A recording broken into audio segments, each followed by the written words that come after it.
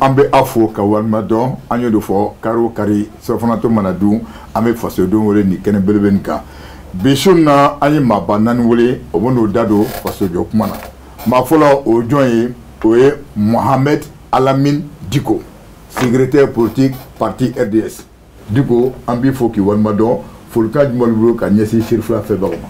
Bonsoir à toi, Bokele. Mais en frère Fanafo, mais Shérif la Flebagawana, la même bagao befo. Shérif la Barakelaou Be, un promoteur. En même temps, Malien Minumbe Malito, Kono Minumbe Malikokan. Et puis, en attendant RDS, mais salut spécial au Keoulula. Ok. Merci pour l'invitation. Inche, merci. Ma flana, oui, Oumar Touré, Morima. Oumar Touré, Fulkan Djmanouboulou Kala, c'est Shérif la Flebagawana. Bon, ben Fleba Bela Jelenfo, Bokele Nissou, un frère Nissou, bon, on débatteur au Fananga, Foli Boulou Fanaï. Malien Mounoumbe Malikona, Mounoumbe Malikoka, en bas Bela Jelenfo, ka douke amena do sungalo mina, alaka ke batu sabatilen kaloe, alaka ke kaloe, mimba ke ka douau mina kanga jamana basiki, ame minina nga jamana eno herani sabati, alako dama. Amena ndado kuma munu na ama nyini ala fe ame kuma munu fo akake jamana jo kuma e kana ke kuma e minu manga jamana to choro kata fe. Okay. Amo nyini ala fe. Okay. Merci beaucoup Eniche. Monsieur Oumar Ba Amidou Ba ambi foki walmado Uma folka djmalbro kanyesi Shérif fait bon.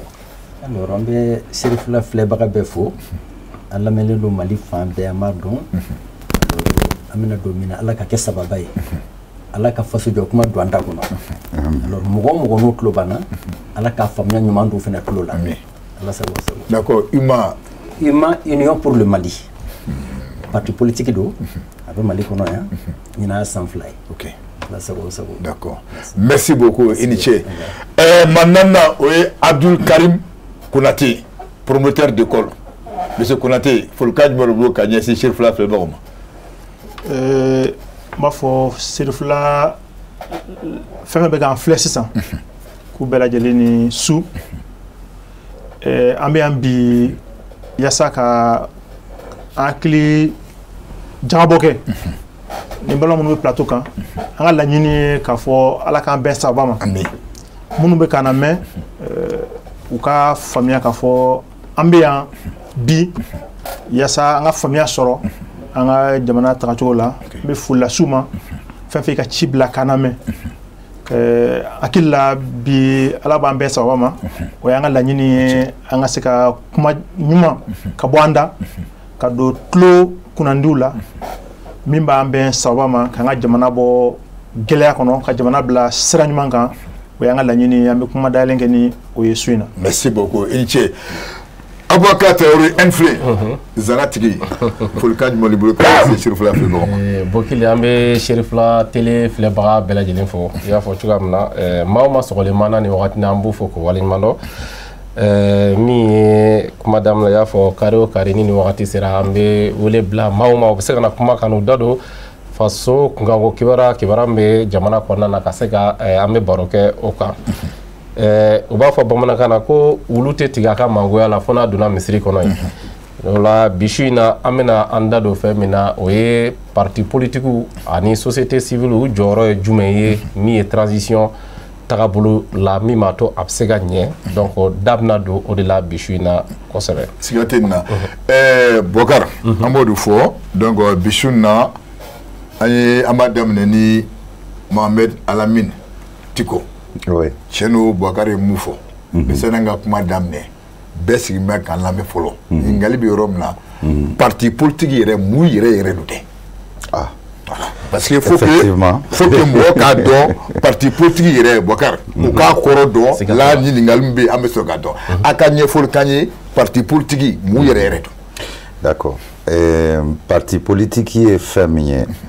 Mo damadone ou debe haklina dosoro. Ani jamana jochogo o bara kechogo akanga kechogo amla ou be fait jamana ga tasira minka o vision ano idéologie o haklinao ibe tasro mo kelen fla saba nani ou benendo akan ou aklina benendo oma donc ou be faranyon kan ga ke tondo e ou be fanga nyini ou kaseka ou aklina appliquer dugu réalité la dugu tabolo kan na barake cogo kan pour que ka se ka dugu la yiriwa ka taa o fan fɛ donc tɔn dun min bɛ sigi hakilina dɔ kan min sigi kun ye ka fanga ɲini voie légale fɛ sariya kɔnɔ c'est-à-dire ni parti politique o politique min y'a f'i ye k'a bɛ bɔ sariya kɔnɔ parti politique tɛ bilen fɛn wɛrɛ dun i ko rébellion i ko mouvement rebelle dɔ ou bien mouvement dissident mais parti politique tɛ bilen a bɛ sigi sariya kɔnɔ a b'o nɔ de taama ka fanga ɲini sariya kɔnɔ n'a ye a fanga ɲini kun o ye ka jamana jɔ n'a hakilina ye ani a ka yeta o de ye parti politique définition normale ye on va dire.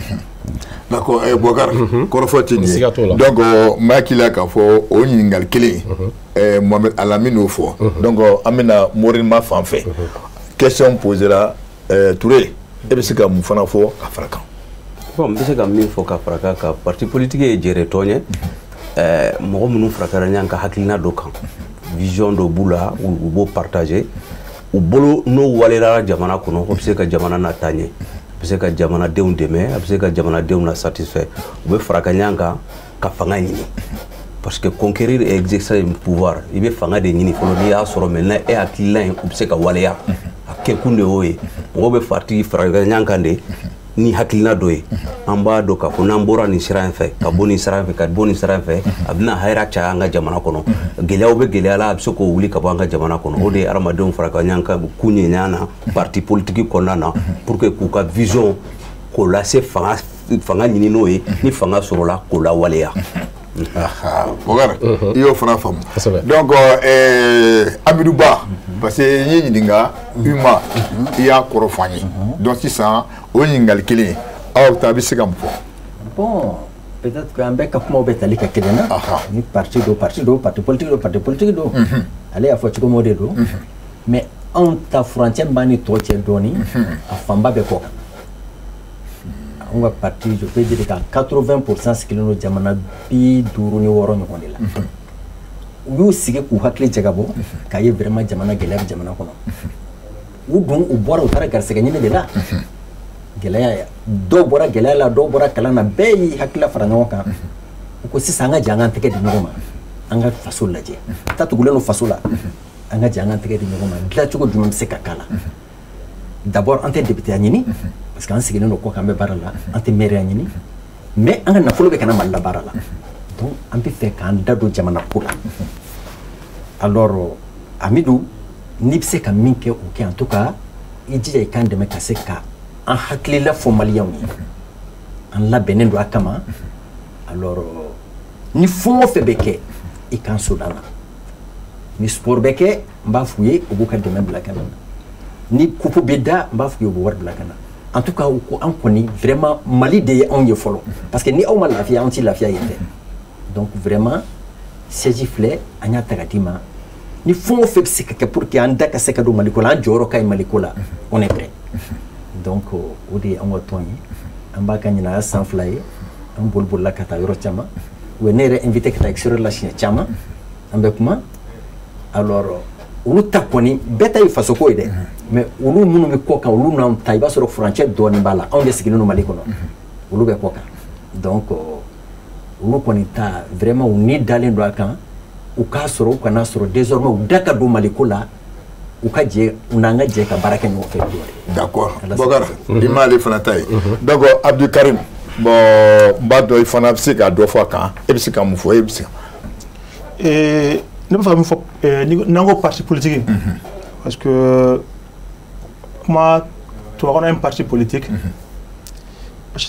jɛkulu min n'a bɛ sigi k'a fɔ ko hakilina ye an bɛ sigida min na o bɛ se ka ɲɛ cogo jumɛn na o sigida bɛ dilan cogo jumɛn na n'an ka hakilina ye an b'o de la o de b'a ye k'a b'a ye parti politique bɛ ka ca a bɛ fɔ ko parti politique bɛ sigi ni hakilina dɔ de donc n'an b'a ye k'a fɔ social démocrate bɛ yen républicain bɛ yen chrétien démocrate bɛ yen an b'a ye silamɛ jamana dɔw kɔnɔ parti politique islamique bɛ yen donc jamana la k'a fɔ anw bɛ sigida min na anw bɛ fara ɲɔgɔn kan anw ka kuntigɛna ye kelen ye gamba fɛ ka jamana marani ni kɛcogo ye jamana marali ni cogo fana la i b'a sɔrɔ jamana o jamana a b'a ta la walen cogo dɔ ye n y'a fɔ sisan jamana dɔw la a bɛ daga ka fɔ parti ka sigi ni diinɛ anw fɛ Mali la yan nɔ a bɛ fɔ parti tɛ se ka sigi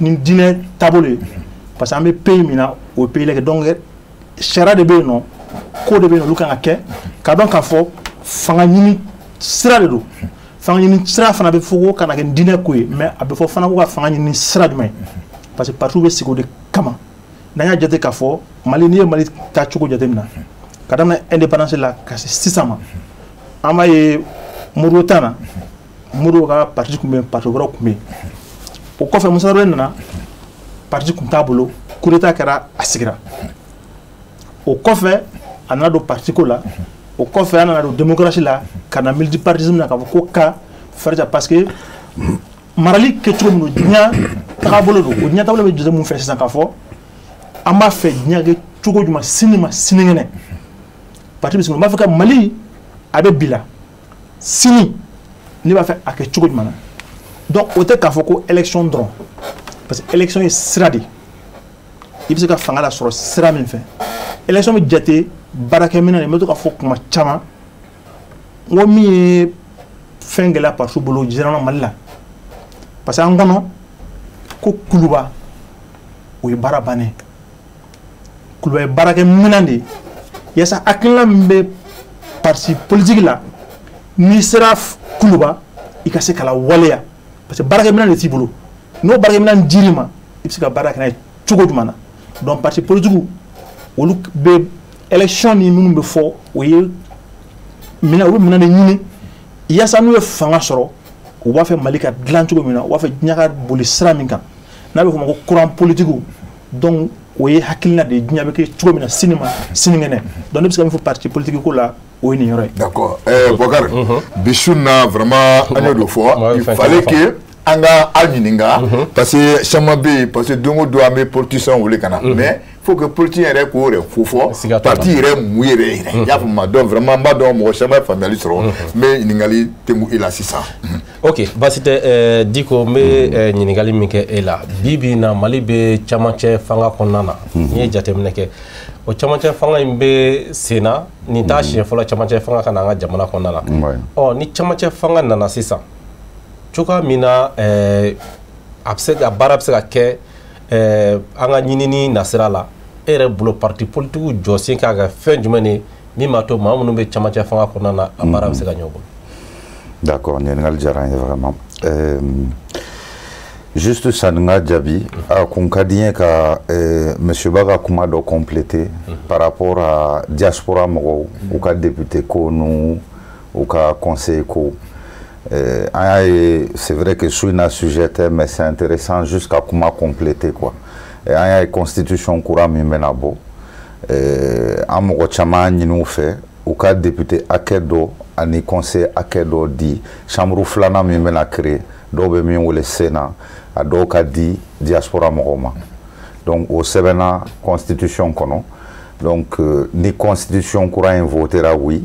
Normalement, diaspora ni malien de l'extérieur ou bien assez quoi député ou soro ou bien assez quoi conseil ou fana soro que parlement kono ka loi ou voté ka malien de la diaspora représenté parlement kono ya. Donc c'est juste une petite parenthèse comme ça. Ça peut intéresser nos compatriotes de la diaspora et nos militants nous aussi qui sont dans la diaspora.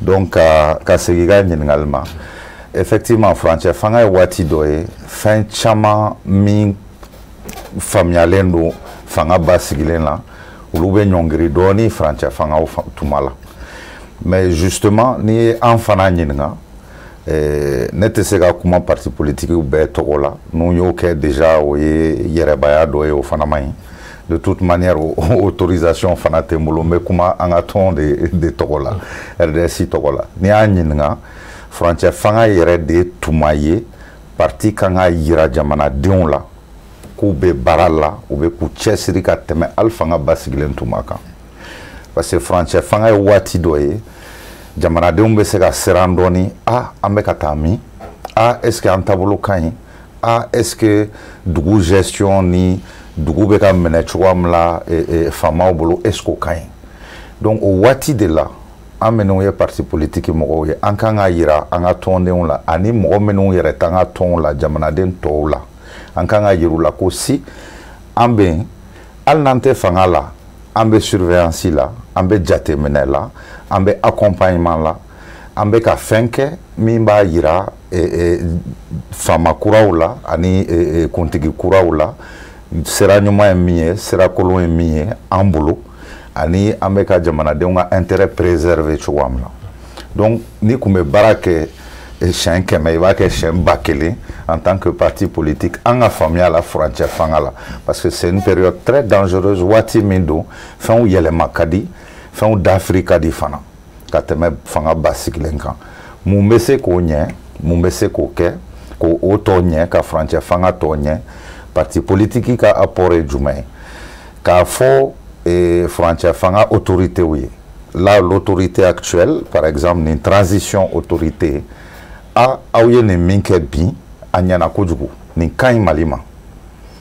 walima aw ye nin min kɛ bi a man ɲi Mali ma ani malidenw ma an ka hakilina a man ɲi Mali ma ani malidenw ma c'est-à-dire an b'u appuyer ni fɛn min ka ɲi n'an bolo c'est bon en même temps n'an bolo bɛ ka erreur kɛ an b'o erreur yir'u la personnellement à niveau là an ye ATIR sigi sen kan c'est l'Alliance pour une transition intelligente et réussie association ni parti politique 5 ani association ni personnes ressources fo organisation 29 kalo saba o saba an bɛ rapport bɔ c'est à peu près 800-900 pages mais an b'a jigin ka taa fo page 4-5 la an b'a rapport adressé président de la transition ma premier ministre ma CNT président ministère de la refondation ministère de l'administration territoriale an b'a f'u ye nin kalo saba kɔnɔ aw ye nin baara kɛ an b'a bɛɛ ta kelen an tɛ foyi to yen aw ye nin décision kɛ aw ye karisa minnu mɛn wa an b'a f'u ye nin ɲɛna nin ma ɲɛ ni a ye taa fɛ nin ka ɲi kosɛbɛ ni nin ka ɲi mɛ aw tɛ ka fanga bɛrɛ don a la ni nin ma ɲi a y'a bila kalo saba o kalo saba u bɛ se ka fɔ de kuma kalan n'o tɛ kuma sɔrɔ wa k'an ma an hakilina fɔ min bɛ an ka citoyen protéger non o nkalon tɛ se ka da an la donc ça c'est déjà un premier moyen ka fanga furancɛ fanga kɔlɔsi n'i bolo a bɛna jamanaden jogin i b'o bali i bɛ se k'o bali ni jumɛn nous sommes des partis politiques an bɛ sariya kɔnɔ i b'o bali ni kuma ye i b'o bali ni communiqué an bɛ communiqué o kɛ i b'o bali ni lettre ci ye i b'o bali ni conférence ye i b'o bali ni manifestation sugu dɔw ye minnu bɛ kɛ sariya okumu kɔnɔ k'a f'u ye aw bɛ ka min kɛ a ka ɲi ou bien k'a f'u ye aw bɛ ka min kɛ a man ɲi c'est l'un des deux c'est la première action d'un parti politique ka cɛsiri o waati la pour préserver l'intérêt supérieur du citoyen. Ok basi tɛ Morima Umar Touré n bɛ taa e fan fɛ aw bɛ jate i n'a fɔ société civile maaw ma fili. non société civile tɛ anw ye mouvement politique mouvement politique don voilà mouvement politique don donc mais n'i ye jateminɛ kɛ aw fana ka n bɔra ka question min poser di ko sisan nɔ aw fana n'a fɔra a ka kuma parti politique k'a ka mun de kɛ transition kɔnɔna na ani société civile u jɔyɔrɔ ka jumɛn ni min b'a to ɲinifɛnw bɛ se ka kɛ sɔrɔ fɛn ye. oui bon ne bɛ se ka min fara ka di ko ka kuma fɔlen kan parti politique ye force de proposition de c'est que jɛkuluw de don hadamadenw de farakalen ɲɔgɔn kan pour produire des idées hakilinaw de don bon k'an bɛ furancɛ fanga de la bi fanga tɛ parti politique bolo mais hakilinaw toujours olu bɛ baara la mɔgɔw bɛ hakilinaw produire jusqu'à présent depuis coup d'état in kɛra don min na an ka président kuma ko fɔlɔ a ko nin coup d'état ni coup d'état tɔ tɛ kɛlɛ a ka président jɔn n'o ye Kassim Tapo ye a y'a fɔ kuma kɔnɔna na k'a fɔ ko 2012 coup d'état mun nana lui il a condamné sans ambiguïté il a condamné en même temps a y'a opposé a la a ko cette fois-ci jamana binna ka se yɔrɔ dɔ la tout de suite ni jeunes officiers wulila ka fanga taraki cogoya dɔ la an k'o kɛ waati ye basigisi la an bɛ se ka jamana refonder cogo min a kana na kɛ dɔrɔn an kana baara kɛ contre ces gens là mais an k'u dɛmɛ ni hakilina caman ye k'u dɛmɛ ni sigikafɔ ye k'u dɛmɛ n'an ka expérience ye u y'an ye min don fanga marali la pour que k'u dɛmɛ an ka se ka jamana jɔ a jɔsen ɲɛnaman kan bon parti politique comptable c'est ka kala hakili ɲuman da dili de a bɛ se ka kɛ critiquer même n'an bɛ se k'a fɔ bi k'a fɔ ko transition in critiqueli kɛra a dama ko wɛrɛ parce que n'i ye fɛn dɔ fɔ min tɛ tu u jimi sira fɛ a bɛ kɛ comme ça tout de suite e ye malidenw jugu dɔ de alors que jamana tɛ se ka mara ni pensée unique ye k'a fɔ ne y'a faamu tan o de tiɲɛ ye yɛlɛma cogo t'o la kuranna kɔlɔ tɛ quoi hadamaden baara de don filiw b'a la n'a bɛ jama caman bolo hakiliw mana falen falen an bɛ se ka bɔ ni ko ɲuman dɔ y'a kɔnɔ mais n'a kɛra ko maa damaninw de bɛ pour produire des pensées pour tout le monde mɔgɔ wɛrɛ tɛ se k'i hakilina fɔ a ka ca ala fɛ an bɛ taa yɔrɔ sɔrɔ fili de kɔnɔna na anw ka critique ye c'est constructif an bɛ min fɔ a tɛ k'a fɔ an ka laɲini de ye ka transition d'Afrique ou bien ka problème wɛrɛ ta ka fara ka Mali problème kan o tɛ laɲini ye de n'u bɛ fili kɔnɔna na f'u ka mɔgɔ dɔ sɔrɔ min b'a f'u ye a y'aw jɔ ni ma ye n'an y'u ye fɛn min na fana n'a ka ɲi an b'o fana fɔ mais bi an ka faamuya la dɔɔni mɔgɔ dɔw bɛ transition nɔfɛ comme minnu ceux qui pensent que en réalité la an man ka bɔ transition in kɔnɔ parce que olu ye position dɔ sɔrɔ o la olu bolo critique yɛrɛ o y'a dama problème ye quoi n'i ye critique kɛ muru de kan ka da i kan na k'i bɔ jamanadenya la o tɛ quoi an ka laɲini ye an n'an ka foli ye an bɛ fɛn fɛn fɔ a kɛkun de an bɛ se ka cogoya sɔrɔ an ka jamana bɛ lahala mun na ka bɔ a kɔnɔ ka bila sira ɲɛnama kan ka bila sira kan anw yɛrɛ bɛɛ bɛ se ka lafiya kɔnɔ cogo min. ok voilà basi tɛ monsieur Ba n bɛ o ɲininkali kelen tɛnku e la e yɛrɛ fɛnɛ bolo min ye parti politique ni société civile jɔyɔrɔ ka kɛ jumɛn ni jamana bɛ transition kɔnɔna na a bɛ se ka kɛ ka ɲɛ cogoya min na. d'abord n bɛ fɔ parti fɛn o fɛn bɛ Mali kɔnɔ a bɛɛ ŋaniya ka Mali bɔ dingɛ de kɔnɔ maa si tɛ fara ɲɔgɔn kan jɛ ka jamana halaki donc a bɛɛ ŋaniya ɲumanya ye quoi alors fanga fɛnɛ ala ta don mɔgɔ min ka di a b'a d'o ma wa n'a y'a d'i ma fɛnɛ peut-être k'a b'a a mara fɛrɛ d'i ma maliden jugu maliden ɲuman ne ta y'o minɛn kɔnɔ parce que bɛɛ b'a kɔnɔ ala k'an kisi n'a feerela a bɛ feere an bɛɛ da la peut-être que kuma fɔcogo des fois a bɛ se ka mɔgɔ n'i bɛ fɛ k'a tigi bilasira n'a tigi b'a dɔn k'a fɔ i ta ye tiɲɛ mais a fɔcogo bɛ se k'a tigi dusu funjunu ka da hikima ni hikima ma hikima la dɔrɔn a bɛ se k'a tigi dusu funjunu sira dɔ fɛ alors nin kɔni an bɛ minɛn min kɔnɔ sisan bamananw b'a fɔ ko mɔgɔ t'i to kɔlɔn kɔnɔ k'i bingun ɲininkali kɛ an bɛ kɔlɔn min kɔnɔ sisan c'est-à-dire fo ka hakili bila dusu parce que sisan si tension yɛrɛ de bɛ Mali kɔnɔ bi mɔgɔ la i taara sira dɔ fɛ i b'a sɔrɔ peut-être que dɔ bɛ se k'e jaabi ni kuma dɔ ye mais o tɛ fanga o hakilila ye o y'ale hakilila ye e fɛnɛ n'i ye jamatigi ye toujours anw yɛrɛ dama de bɛ sama na donc vraiment ne kɔni fɛ parti politique u bɛ se ka kuma ɲɛmɔgɔw fɛ mais ka kuma fɛ ni majigi modèle dɔ ye parce que jamana bɛ kɛlɛ kɔnɔ ne ma sinaka ye n b'a dɔn ka tɛmɛ kosɛbɛ parce que a daminɛna anw ka dugu de la jamana bɛ kɛlɛ dingɛ kɔnɔ nafolo ko koronnen don dɔɔni donc ɲɔ ka ca mugu la quoi donc n'o façon bɛ yen i b'a sɔrɔ jamana magarabagaw u ɲɛ bɛ fɛn wɛrɛ la min tɛ duguma kuma ye alors minnu bɛ duguma ni olu ka sɔrɔ n'u ka fɛn b'a la toujours i b'a sɔrɔ hakilila wɛrɛw bɛ na min tɛ sanfɛmɔgɔw ka hakilila ye ne ka faamuya la dɛ c'est pourquoi anw ka tɔn kɔnɔ i b'a sɔrɔ mɔgɔ dɔw bɛ yen danbetigi don mais moyen t'a bolo ka taa élection na i b'a sɔrɔ maire ɲumanba dugu bɛɛ b'a fɛ mais moyen t'a bolo waritigiw bɛ na o b'a bali ka k'a ye i b'a sɔrɔ député ɲumanba mais a tɛ se ka k'a ye parce que moyen t'a bolo moyentigiw bɛ na o b'a bali ka k'a ye olu bɛ fɛ k'o de bali peut-être k'a bɛ gɛlɛya dɔɔni mais o bɛ se ka fɔ baw ba n'i nana nin yɔrɔ la vraiment ni dugu bɛɛ jɛra k'a fɔ Bokolo de ka ɲi i bɛ bɔ anw ni Bokolo cɛ anw yɛrɛ n'an bɛ kuma maintenant Bokolo ka campagne an bɛ jɛ k'a dilan ɲɔgɔn fɛ parce que dugu de ko i ka ɲi han anw m'a fɔ dɛ donc n'i taara Bokolo bɔ anw b'i ka bila la parce que n'i ye dugu k'i ka ɲi u bɛ fɛn dɔ de y'i la sini ma sinikɛnɛ ni fɛn yera dugu tɛ se k'a fɔ ko Bokolo ma ɲi tuguni parce que aw de y'a suganti k'a bila donc u bɛ ne bila ka yaala Mali fan bɛɛ n ye yɔrɔ camanba kɛ ni mɔgɔw bɛ ɲɔgɔn ye par exemple taara dugu dɔ la u ye dɔ jɛra na moto dilanlan don peut-être k'o ti kuma kɔnɔ réparateur don quoi mais dugu bɛɛ dalen don a la n'i nana 100 kalifa ma san wɛrɛ i bɛ n'i ka 100 sɔrɔ bɛɛ b'o fɔ ko mais a ye député ɲina maire ɲina dɛsɛra k'a sɔrɔ mun na parce que commerçant dɔ nana kuma bɛɛ bɛ t'o nɔfɛ quoi après u bɛ tila k'a fɔ commerçant a y'an ka terrain bɛɛ feere ah olu ko bon Amidou Danseka est-ce que i tɛ bɔ an ni mécanicien yɛrɛ cɛ an ka wele k'a ɲininka commune joli dugu joli b'u ka commune na an bɛ se k'a dɛmɛ ni mun ye n'anw y'ale dɛmɛ an m'ale dɛmɛ dɛ an ye dugu de dɛmɛ parce que dugu ka laɲini don ale de ka na i b'a sɔrɔ mɔgɔ dɔw bɛ yen a faso la a bɛ maloya a ka fɔ k'u ye dugukolo suɲɛ i b'a sɔrɔ yen kabila den yɛrɛ yɛrɛ don mais a tɛ se ka k'a ye parce que Bamako mɔgɔw bɛ to Bamako ka taa a bɛɛ dilandilaw ka yɔrɔw la donc olu bɛ fɛ k'a essayer ka balamini o fanfɛla de la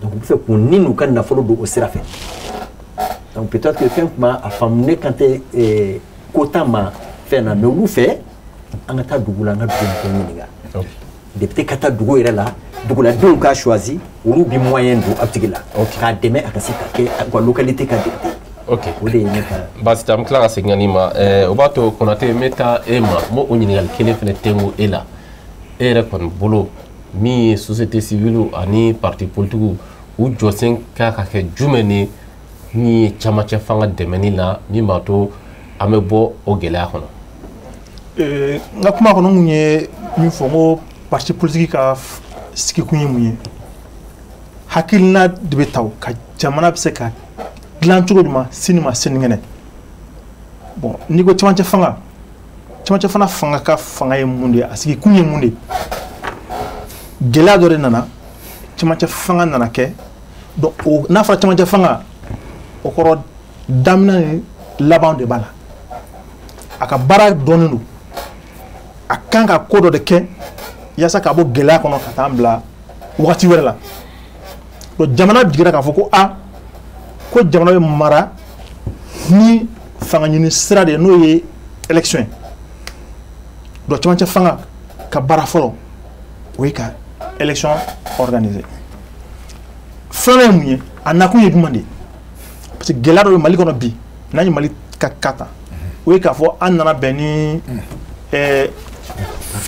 wagati dɔ ye min ye k'a fɔ ko kɛlɛ bɛ jamana kɔnɔ insécurité bɛ bonyalen don jamana kɔnɔ a yirala k'a fɔ fana ko jamana ka sɔrɔ dankari kɛra la insécurité kɔfɛ dankari kɛra jamana fana an ko k'u ka jamana refondé ko k'a dilan kura ye donc n'an y'olu mission dɔn k'a fɔ nin ye anw ka baara ye anw ka baara daɲɛnen de parti politique ka baara bɛ se ka daminɛ o de la mais tant que bi wagati bɛ waati min na n'an ma sɔn k'a dɔn k'a fɔ camancɛ fanga ka baara ye mun de ye parti politique ka baara ye mun de ye parce que n'i b'i ka baara de dɔn i ka dɛmɛ bɛ se ka fɛn ɲa i ka dɛmɛ i bɛ se ka lamɛn mais n'i ka baara kɛra k'a fɔ k'e ka baara ko nafa t'a la e ka baara e k'i dabɔ a la an tɛ e lamɛn et ça an bɛna se k'a fɔ ko parti politique k'u jɔyɔrɔ bɛna kɛ mun de ye donc u jɔyɔrɔ ye min ye fɔlɔ f'a ka dɔn k'a fɔ u jɔyɔrɔ ye min ye fɔlɔ u sigikun ye mun ye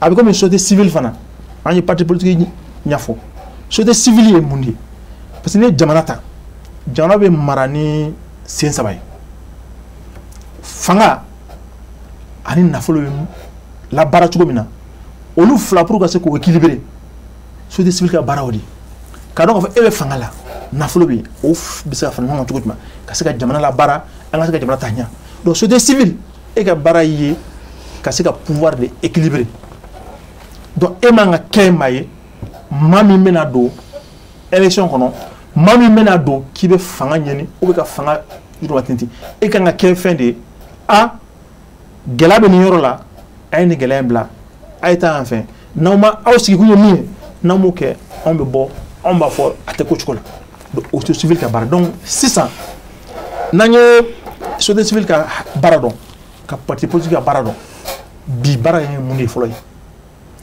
ka to ka transition mɔgɔw k'u hakili jigin aw nakun ye mun de ye fɔlɔ fo ka to k'u hakili jigin o la fɔlɔ ani fana hakili la élection transition kɛ kuma bɛɛ jira n'a k'a fɔ ko an bɛ waati dɔ la bi an ka baara kɛ yaasa an ka bɔ dingɛ kɔnɔ parti politique fanba caman ko an ka sen bɔ jamana maralen nin waati kɔnɔ an ka to jamana ka se ka ladilan hakili la parti politique o kɔnɔna de la ka bi an bɛna Mali ka kɔnɔna la mun de bɛ yen an kɛlen ka parti politique kɛ kɛrɛfɛden ye parti politique kɛlen bɛ fasodenjugu ye parti politique kɛlen bɛ fɛn ye ko ɲɔgɔn ka kɛ minnu na mais a bɛ komi an yɛrɛ ka jamana ka sɛbɛnfaraw an yɛrɛ ka jamana ka bɛnkanw anw bɛ ka dankari o la donc parti politique ka baara fɔlɔ ye mun ye fɔlɔ n bɛ segin kan tuguni o ye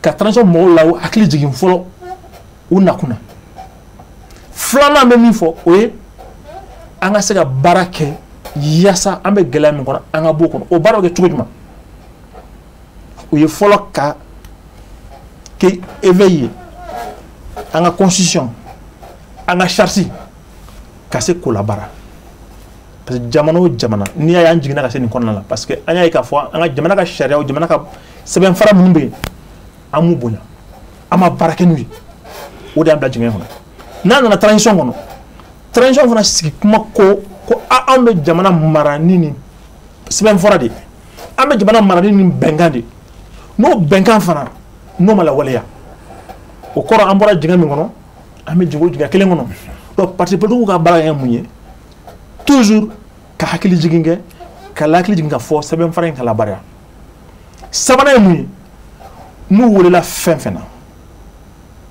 u k'u hakilina di u kana baara kɛ u kana fana k'u sigi fana ka fɔ n welela n ma wele mais i welela i ma wele o parce que parti sigi kun y'o de jamana bɛ mara cogo jumɛn jamana sini bɛ kɛ cogo jumɛn e kan k'i hakilila de di i lamɛnna o i ma lamɛn o i ka baara kɛ ni o ye donc o b'a yira k'a fɔ fana o fana la ɲɛmɔgɔ kan k'o dɔn k'a fɔ an sigi kun ye an ni jamanaden bɛɛ ka baara kɛ ɲɔgɔn fɛ an sigi kun tɛ ka dɔ kɛ an ni ye ka dɔ kɛ an jugu ye transition n'i ka baara kɛ ni o ye i bɛ gɛlɛya parce que n'a fɔra ko opposition i bɛ opposer fɛn dɔ de la bon bi transition sigi kuma bɛɛ jɛra ni a sigili ye k'a fɔ ko an ka ninnu to yen an ka se ka baara kɛ yala jamana bɛ gɛlɛya min kɔnɔ an ka bɔ a kɔnɔ mais a bɛ se ka kɛ e ka yeta ani dɔ ka yeta ma kɛ kelen ye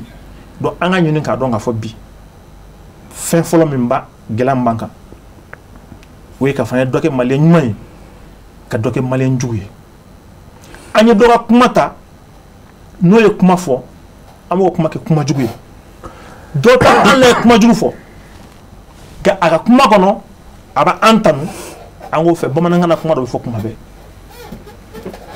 ko ni ma tiɲɛ f'i ye k'i k'i jugu sara a ka tiɲɛ f'i ye parce que anw banna tiɲɛ ma an ko k'an bɛ baara kɛ ni ko dɔ ye min ka di an tulo la jamana in kɔnɔ bi o de y'an sɛgɛn kosɛbɛ tulokɔrɔdima an kɔnɔ min bɛ jɛmɛ ni bala ta ka to an kɔ maa min dɔw yɛrɛ da u b'a fɔ ko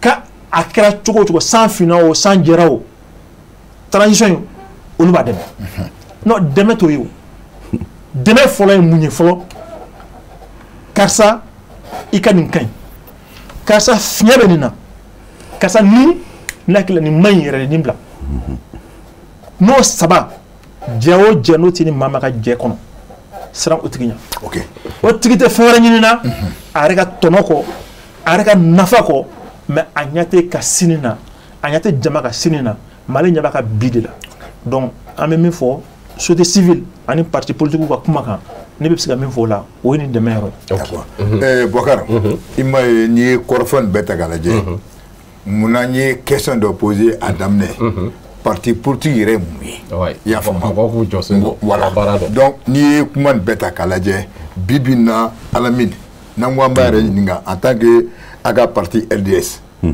yɛrɛ ka yecogoya ni transition nin a bɛ taa sira jumɛn de kan. Bon, a bɛ taa sira min kan sira faziw cayara kɔnɔ par exemple n bɛna exemple dɔ d'i ma décembre 2020 an ye lettre ni rapport ci transition ma autorité ma k'a f'u ye k'u ka suma baara la wa u bɛ k'u yɛrɛ bila baaraw dɔw la u nakun tɛ. mais n b'a fɛ i ka walawala. n bɛna essayer ka walawala i ye. c'est-à-dire par exemple k'u yɛrɛ bila k'a fɔ k'u bɛna mali fɛnw dɔw jɔ ka fɛnw dɔw ɲɛ u tɛ se o tɛ se ka kɛ san 1 kɔnɔ a tɛ se ka kɛ san 2 kɔnɔ a tɛ se ka kɛ san 5 kɔnɔ a tɛ se ka kɛ san 20 kɔnɔ u ka concept min ye refondation ye an RDS la bon an y'a terme accepté parce que ni fama ko i ma k'a bɛ fɛ ka kuma tan pour que aw ka ɲɔgɔn faamu n'a bɛ kuma tan mais n'a fɔra refondation c'est comme ni fondation kun man ɲi alors que fondation kun ka ɲi les partis politiques ont posé Mali Fondation sigi 1960. Modibo Keïta est un politicien. C'est un parti politique. Où il y a sigi, où il y a en place très bonne fondation. On n'a pas besoin de la fondation Bouen. Fondation Kanyon. En Faouye Barake. En la génération de Ananatian de Boulou. Mais ça, par exemple, c'est un autre débat. Mais Nico qui veut refonder, Mali refondé. Franche Fanga veut tout sans moi. Côté Franche Fanga est blin. Ça, il y a bla au lao. Franche Fanga est mis, il veut fin de lancer, il veut bouen. Fanga basik le meski. Ou veut sigi chokodi. Ambe émission mais là la me bagaw ka chan. Il faut qu'on a tout ko akli jikin fin de là. Chez chamani yoro chamani cleflane ou là ne ba mais yoro chaman bala démocratie mindé parti politique mindé mais outi la mo kelon be klaka fie transition ambe ça ou non fait. Shogel ambe ça non fait. Assimi ambe ça non fait. En frère Bokele, et Shogel Kokala Maïga, chef relate Sougoulou, c'est un président de parti politique. Il était la jeunesse UDPM sous Moussa Traoré. À Borola et MPR créé, Kako président, c'est un politicien. Le président de la transition actuellement, c'est un militaire, mais il fait de la politique. Le colonel Malik Diaw, président du CNT, c'est un militaire, mais il est président, il fait de la politique. Djamana Taboulou Mingunka en 1960, à Sigrachouam la bête greffe, c'est un politicien. Ce n'était pas un militaire. Ce n'était pas un vendeur de poulet, ce n'était pas un commerçant. La gestion de l'État, c'est les partis politiques. Ni be fait qu'à État Joe, qu'à gérer, qu'à légiférer, il y a d'autres partis là. Parti politique qui tombe là où bien il va créer. Adola galen flado. Ni temera sera aurait fait. Ibeka don histoire qu'on a par réfraction et ça c'est clair. Maintenant avec tableau minka. Fin kelembe c'est indiscutable. Moi si tesse ko sosoli ke Mali kono ani Mali kokan. Ni sans flakono. Fin mien minen. Fin mien armée. Anga armée bilama. Akafusa kosobe katema kunula manka. Ntena kumasu Moussa Traoré, ntena kumasu Moribo. Je vais dire tout simplement, en mettant 10 ans en arrière, en 2013, bien en 2023, bien 2023 famao, ou kafusa kosobe katema 2013 ka. Mais en magobe armée mila alsa au niveau là. C'est-à-dire dans Arakan l'armée monte en puissance. Au kumat seka soso. Mais l'armée malienne n'est pas puissante. Nous n'avons pas une armée puissante, mais nous montons en puissance. Donc au Serakan, c'est très bien. Iba mais par exemple, Fana Ninkle Flan la Mali Konona la Souma Songo Djigina, au fin de Okera.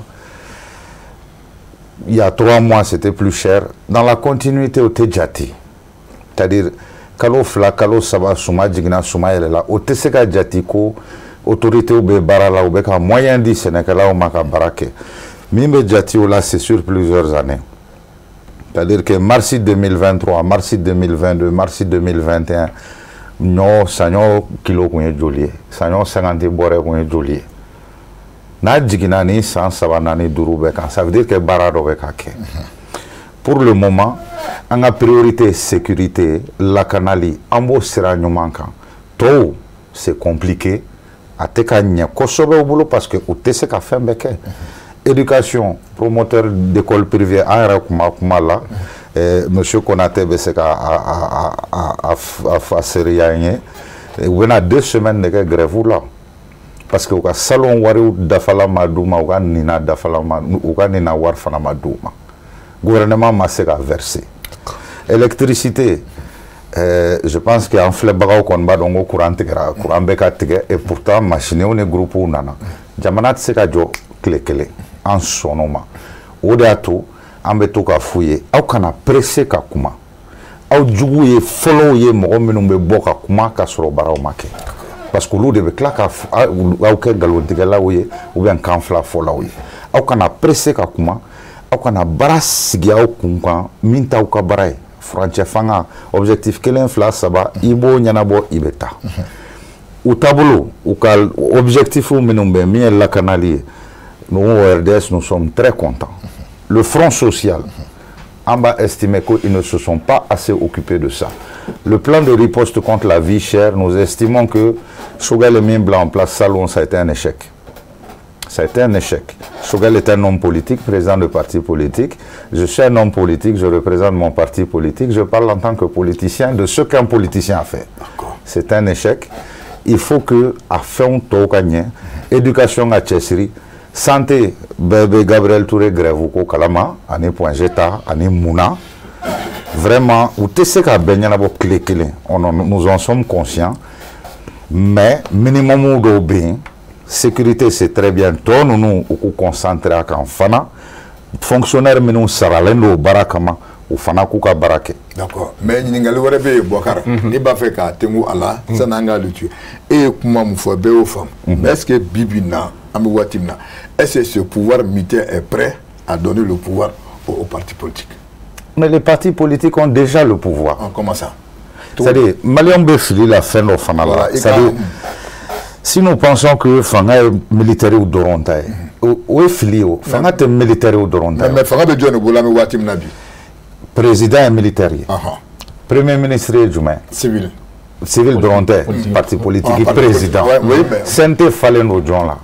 Ne veut pas parti politique militaire, mais Sente Falen au John. C'est le parti politique qui a c'est des militaires. Mais c'est des politiciens. C'est des politiciens. Ce qui veut dire, le premier travail d'un parti politique, ni frontière fanga watimila, mi est veillé, mi est surveillé, mi est colochilier. Mon politicien on balikoke. Foi.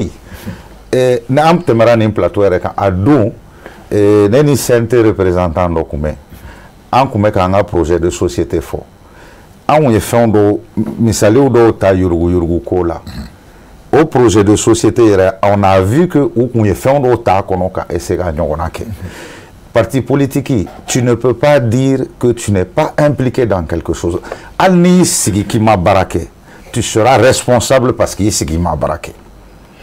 Parti politique il est baraqué, il dabala. Il m'a baraqué, il dabala. D'accord. C'est obligatoire tant que il y a jamana deon au début haklila au début du sukuna. Donc nous sommes dedans. Aïe Malion ja, ama Malion ja, aïe aéreja, ama aéreja. Amba kono. Donc Bakar, kono fote. Donc Morima, amena efa pour Omar. Oningal kinide. Mbabi kava. Ni trésor abstra muka. Ebe sega mudo fo et puis qu'elles ont mieux. Donc maintenant est-ce sur sous près de nos pouvoir dit parti politique. Bon, les faits, c'est que yakli ila c'est que Ramadan parce que naya jatemna ni transition inka. Pardon, un tiers comment tu es? Ik n'a pas de fois. Il faut que sur sous fangata que mettre tapo. Oui. 2012. Oui. Donc ça veut dire qu'il y a femme si ça. Le coup d'état là. Malgré que le coup d'état qui a les ministres, les ministres, il a aucun gland. Donc voilà, donc ça il était pour le coup d'état. Non, il n'était pas pour le coup d'état. En tant que démocrate, non, il peut condamner le coup d'état. Mais maintenant là, c'est mine de braquer contre les militaires, qu'a fouillé fanga traqué en moukele, à quoi amassé en adrokono. Parce qu'il y a jamana sur la haladola. Nous nous demain pour que nous se ka jamana tigi c'est nous mangono on se ka continuer politique baraye bon voilà mais ça faut quoi en tant que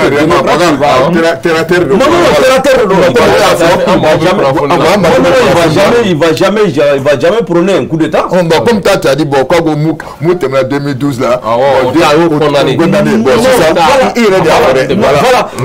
non c'est-à-dire comment faut-tu faire les bora à quoi fanga trakira ce qui est fait akera mais j'en ai fanga traki sur asso donc oui mais c'est un coup d'état voilà mais il faut appeler les choses par leur nom c'est un coup d'état ça c'est très clair parce que ni fanga dévoiler tout jatemina tout de suite là même si le président démissionne et que l'assemblée n'existe pas dans la constitution qu'elle ne connaît pas un militaire qui va se retrouver au sommet de l'état. C'est un coup d'état, ça c'est un fait. Bon, d'accord. Mais maintenant, est-ce que sur nous prenons donc non, ça ne me fait ni au cas Siramukan quoi. Voilà, Morina Reka, voilà, Ereka Bola. Bon, on a yeta ya la mi tout de suite là. Akli wasu c'est comme gros rôle non. Parce que transition d'amna ici ça a donné bon. En même temps, où tu nous engagé d'atu d'aucun au jour d'aujourd'hui à Chama reporter là, tu as signé follow. Là-bas, il y a un référendum. Bi amis les le 19, 10 jours que c'est voilà, normalement, bi référendum, on a sur un là. Référendum, mais dati mbora drokro. Au jour d'aujourd'hui, le gouvernement m'a beaucoup dati uredi moma kafwa avec un d'autres. Ils disent que ultérieurement. Mais à la débat do beke watim non. Ni mɔgɔ min ko dalen don ala k'a fɔ ko surasiw ninnu perelen don ka pouvoir di mɔgɔ ma peut-être que a bɛ sɔrɔ dangana ou bien information wɛrɛ b'e bolo min t'an bolo o kɔni non an bɛ baara kɛ ni hakilina ni fɛ de ye u y'a ka voilà waleya n'a sɔrɔ bi an tun nana sigi yan an tilala ko alhamdulillah jamanadenw même ni résultat ma bɔ jamanaden fanba taara hakilina di référendum constitution kura kan là maintenant ça c'est un début pour l'instant faut être min b'a yira parti politique la k'a fɔ en réalité la délai mun dira k'a fɔ ko 35 bɛ ɲɔngiri nin don in na k'a fɔ k'o bɛ respecter mais o bɛɛ ye min ye peut-être que halisa kumaɲɔgɔnya déficit b'a la parce que n'i ye mɔgɔw wele n'i y'u la kunnafoni tout de suite même au jour d'aujourd'hui le gouvernement y'a ka raison di k'a fɔ nin de y'a to an ma se ka référendum kɛ peut-être que ça n'engage que le gouvernement olu de tɛgɛ b'a la mais nous on suppose qu'en réalité la n'u tun ye ko ta ba la ka baara damina baara tuma na depuis engagement du CEDEAO ma ka se bi ma ni baara fɛn fɛn tun kan ka kɛ n'o bɛɛ tun kɛra kɛ kuma la an tun bɛ se ka référendum kɛ ça veut dire que an hakili la ani an ka faamuya la tout de suite la est-ce que volonté yɛrɛ bɛ à 100%. La question se pose. Volonté jumɛn na. Voilà. K'a fɔ mais ni élection ninnu bɛɛ kɛra élection dama minnu di n'an sera k'olu bɛɛ kɛ ka ban de fanga bɛ di o a laban élection présidentielle de o mais ni ko ma daminɛ kɔnɔ o tɛ ban dɛ. Mais Touré ni ne ye faamu o kɔrɔ ko ne ye question posé ma o e yɛrɛ bɛ taara cogo min na de o kɔrɔ ko toi tu ne vois pas ka ko bɛna fanga di. Non mais fanga bɛ di o mais en réalité là tout de suite là parce que maliyɛn fana an taabolo fana ye fɛn dɔ de ye anw ye silamɛ jamana de ye en majorité. En kumakan fana kan ka bolo do bala de ni kumakan mun fɔ surtout président de la république ko kumakan c'est à valeur de loi c'est comme si ni président kumana c'est an bɛ se k'a kɛ kuranna kɔrɔlaman dɔ quoi c'est comme si au kan ka batu de. mais Touré yɔrɔ bɔkɛla kɛ to yɔrɔ nin na souvent mɔgɔw bɛ jigin hali parti politique la ko u bɛ layidu kan minnu di an n'u na fanga. Non mais non ni k'i ma ni si j'ai dit un président de la république quelqu'un qui cherche le pouvoir fanga ɲini tuma ni ne k'e ma bɔkɛla ka kɛnɛ kan tout de suite là ko n bɛ Mali kɛ news RG fanga ɲini kuma na non fanga ɲini kuma na tout de suite là. exemple ma exemple non. Non,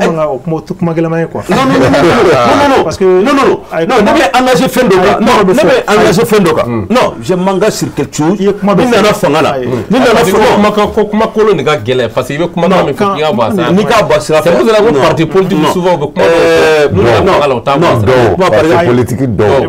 Non, par exemple. Ne bɛ kuma dɔ fɔ. Ne bɛ taa fɔ kuma bɛɛ quoi. Jamana in kɔnɔ fɛn kelen man cɛ. N bɛ se ka kuma caman.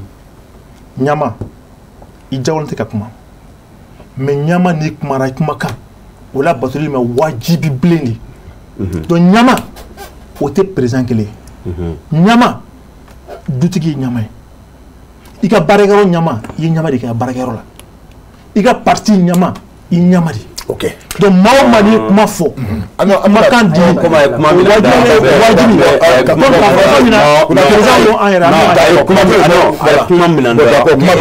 ni exemple mun ta k'a d'a ma a y'a minɛ a b'a kɔnɔ a y'a minɛ a b'a da i n'a fɔ a sɔrɔ tila ka kuma na on a pas une idée. Bon d'accord, vas-y. Ni ne k'i ma ne fanga ɲini tɔ la tout de suite là Mali ka se ye min ye problème mun b'a da la je pense que président de la république imprégné don la ka tɛmɛ ne n'e bɛɛ kan.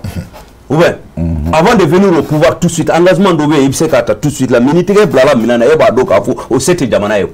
Tu vas te rendre compte qu'à faut ko ñen il faut quand duguma bi mais ñer tege ba minanda la mais à cette jamana yo. Tu vas te rendre compte. OK. Donc mais maintenant ni yo exemple ta ko exemple collé ka fo parti politique bɛ min fɔ n'u m'o batu ni mɔgɔ min kɛra jamana ɲɛmɔgɔ ye a fana obligé tɛ ka kumakan batu la jamana ɲɛmɔgɔ b'a fɔ tuma min na il a accès à pratiquement tout information fɛn fɛn n'a mago b'a la jamana kɔnɔ de A à Z a ɲɛ b'a bɛɛ la les chiffres de l'État c'est-à-dire an bɛ contexte min kɔnɔ a ɲɛ b'a bɛɛ la quand le président parle il ne parle pas au hasard.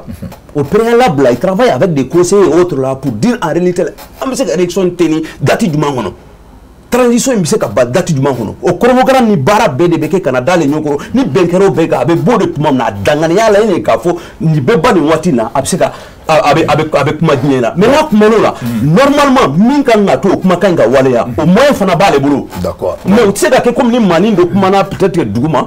Ate ko pouvoir de décision tabolo ate ka comme président kumakan OK voilà ce n'est pas parce que n'était ka fo ko parti politique yo mu fo sini nous tara yan fe ou kan fait ore wala de donc ça veut dire que madame yo kumakan mu fo tout de suite là il kan sa kumakan no fait OK donc ça veut dire que question posée là il n'y a pas de vérité absolue exemple de dame allez fana kana ke dro comme tout de suite là avec marfati d'accord OK voilà si ça et nyabala ay question posée on va morna ma ta non mais ni mon qui est tafando là tout de suite la fona frère que la qui kera benu oui ah on a mais ne mata fando là mata fando là muna parce que gouvernement est mata fa iranina muna non gouvernement mata fa irana pourquoi référendum bora ma domina on dit ils ont donné les raisons nous tingi ma ko bo ni ya bali ama ka ke le 19 mais ni ndo na ambake mwa do ameka tasira mungo on ko kwa mena dati weredi ça veut dire que c'est le plus fort qui détermine les règles du jeu.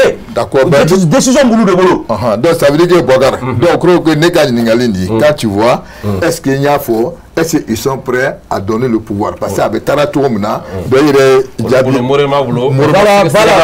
mais c'est voilà ça. Le gouvernement maintenant, quand Taïsra Irana, parce que nous le tenons maintenant. OK. Bah. Oui. Et ka kuma fait na e ka kuma ta ka lajɛ c'est à dire que awre ka parti ni c'est à dire mɔgɔ tɛna k'a bolo c'est à dire premier la kɛra présidentiel candidat tɛna k'a bolo mais vous allez soutenir non bon voilà parce que ka kuma c'est fait ka kuma la duguma parce que ka kuma na faut parler ya faut ka wala d'abord ya ninga kuma fɔlɔ aka kuma kono la même la question posée mo la yoro do de fa ka kuma kono ako Kasim Tapo ko coup d'état folo kera mais bi jamana bi cogo mina angu dene ayo foko wala donc ça veut dire c'est pas kaya cautionné mais ay si contexte do de ladje ka ko do tableau ladje ka son ka tugu no fait mais est-ce que normalement nama ta ka ladje parti politique normalement celui qui s'est posé la question est-ce un parti politique doit quelque chose au cas kukuta kuisonea ça dépend. Non, je m'explique un peu. Ça dépend comment. Adona Kansoro, citation mi kono jamana bi position mina. Mais comme il y a parti que ça fait 2 ans, il y a fait ça. Non, ne quoi que Kasim Tapo de Tama follow, ne matlan, ne maganta. Mais on a tout, ne me l'état de moi. Voilà, on a parce que l'argument moi avancé, à Kasim Tapo là, ça va pas tenir debout quoi. Il y a fait ça. Voilà. Voilà. On t'a créé la sababu mina. Ou citation de jamana kono. Non, tu sais qu'on va de l'écoute là. Pourtant, on va black na pomme de la caille, pomme de la euro là. Ni fond fait que vous impliquez là. On va de la partie créée, il faut jamais. Il y a ici ça, en anda do ala. Bon, si ça a refait, on a parti ni. Transition, aba ira trop ici ça. À tableau aujourd'hui. Un boulot, à fleur mina, tableau fladé. Sur la souka tableau béi, shogel ka tableau béi. Ka fo parti politique bi akono, ne bulu ta kono. Ou ta kono muna. Shogel les politiques mo c'est vrai. Alors en bas kono o ni barabe kake. Nomination on doron tay pour la primature ni fe onake. Ni o doron la je iba do ka fo ta kono. Onu kon be ku yere sisinde ku dilido. Sora su de la kono. Neptanu yo fla de fa ko neti shogel ni sora su frango ka dito. Shogel bala ni ya ka nomination bela be ayra ka mo koy.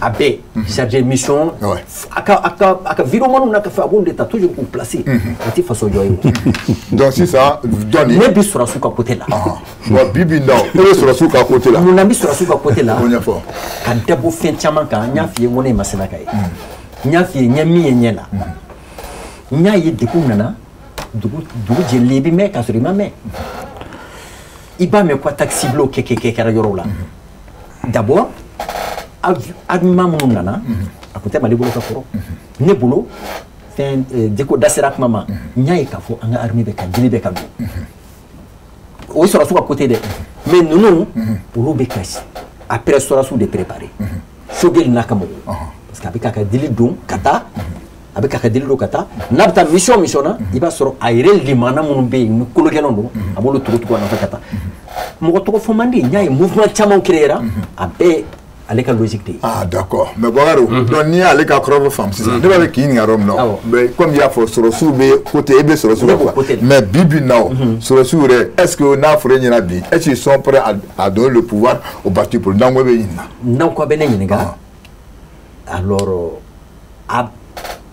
bon peut-être que question bɛ gɛlɛya dɔɔni mun na a gɛlɛya yɔrɔ a gɛlɛya yɔrɔ ye mun ye situation bɛ cogo min na sisan o k'a fɔ bon parti politique ay élection organisée.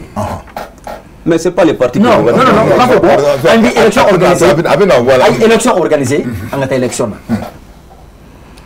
N'a fois yoro la ekata iba fitita. Manga mon be ko fait de toute façon parce que les élections que la région place ça va là. Politiquement ko be wuli après.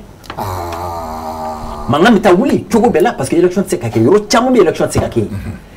Ni résultat au bord va faut ah non non non ni résultat mai parce que maké fa adu tsika ke donc manga ma ko fait donc ça dit ba na yi fam si ça o go RF sorosu o ga to fanga la ana tana ke ko ga da bon neta am na ko ya non nebro nabido aka labe hakli tieni tini ko fait donc pour le mal là ça dit que enya ta élection kuma te bo position nga o kai o ta est-ce que et to do ka tamani ka ne de yinga de ouais ne fait bi yinga moi OK vous c'est moi c'est moi qui te pose des questions question bido e ba jabi do ka tamani ka parce que référendum fora 600 aw ira ko ka de ka mais donne référendum fo olu de ya fo ouais mais c'est ni a fo oui on a amené da ama me e da mene ba fo éclore 600 bon olu y'a organisé mais u nana ye fɛn dɔ y'u bali k'a kɛ fɛn jumɛn de y'o bali k'o kɛ kow ma se ka kɔrɔ ka bɛn u hakili la kan ka bila cogo min o fɛn jumɛn ye ko jamana kɛcogo kɛ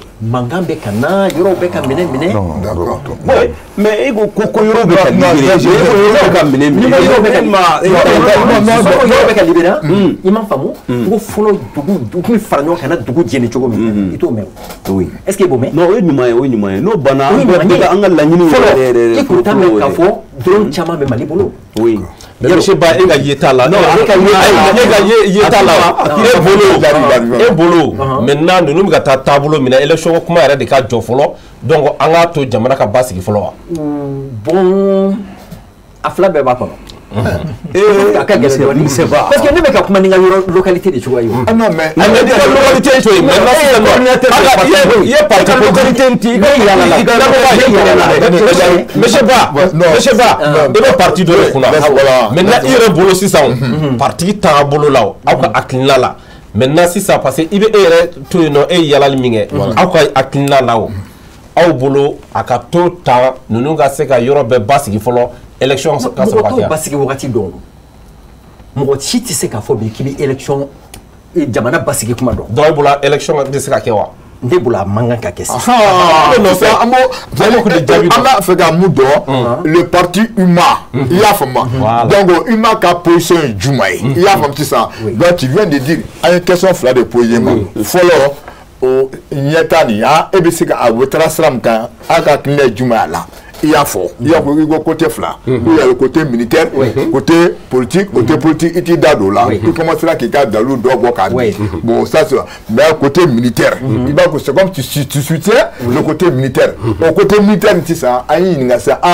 o yɛrɛ tɛ est-ce que a ka d'e ye bi k'a fɔ ko i hakili bɛ k'olu bɛna fanga di sisan k'a di parti politique ma wa Bokolo sisan élection ka kɛ sisan tasuma ka wuli kɔfɛ n'a tasuma bɛ wuli jateminɛw tun b'o jira o sisan o kelen misali jumɛn ka fisa kojugu fila de don d'accord non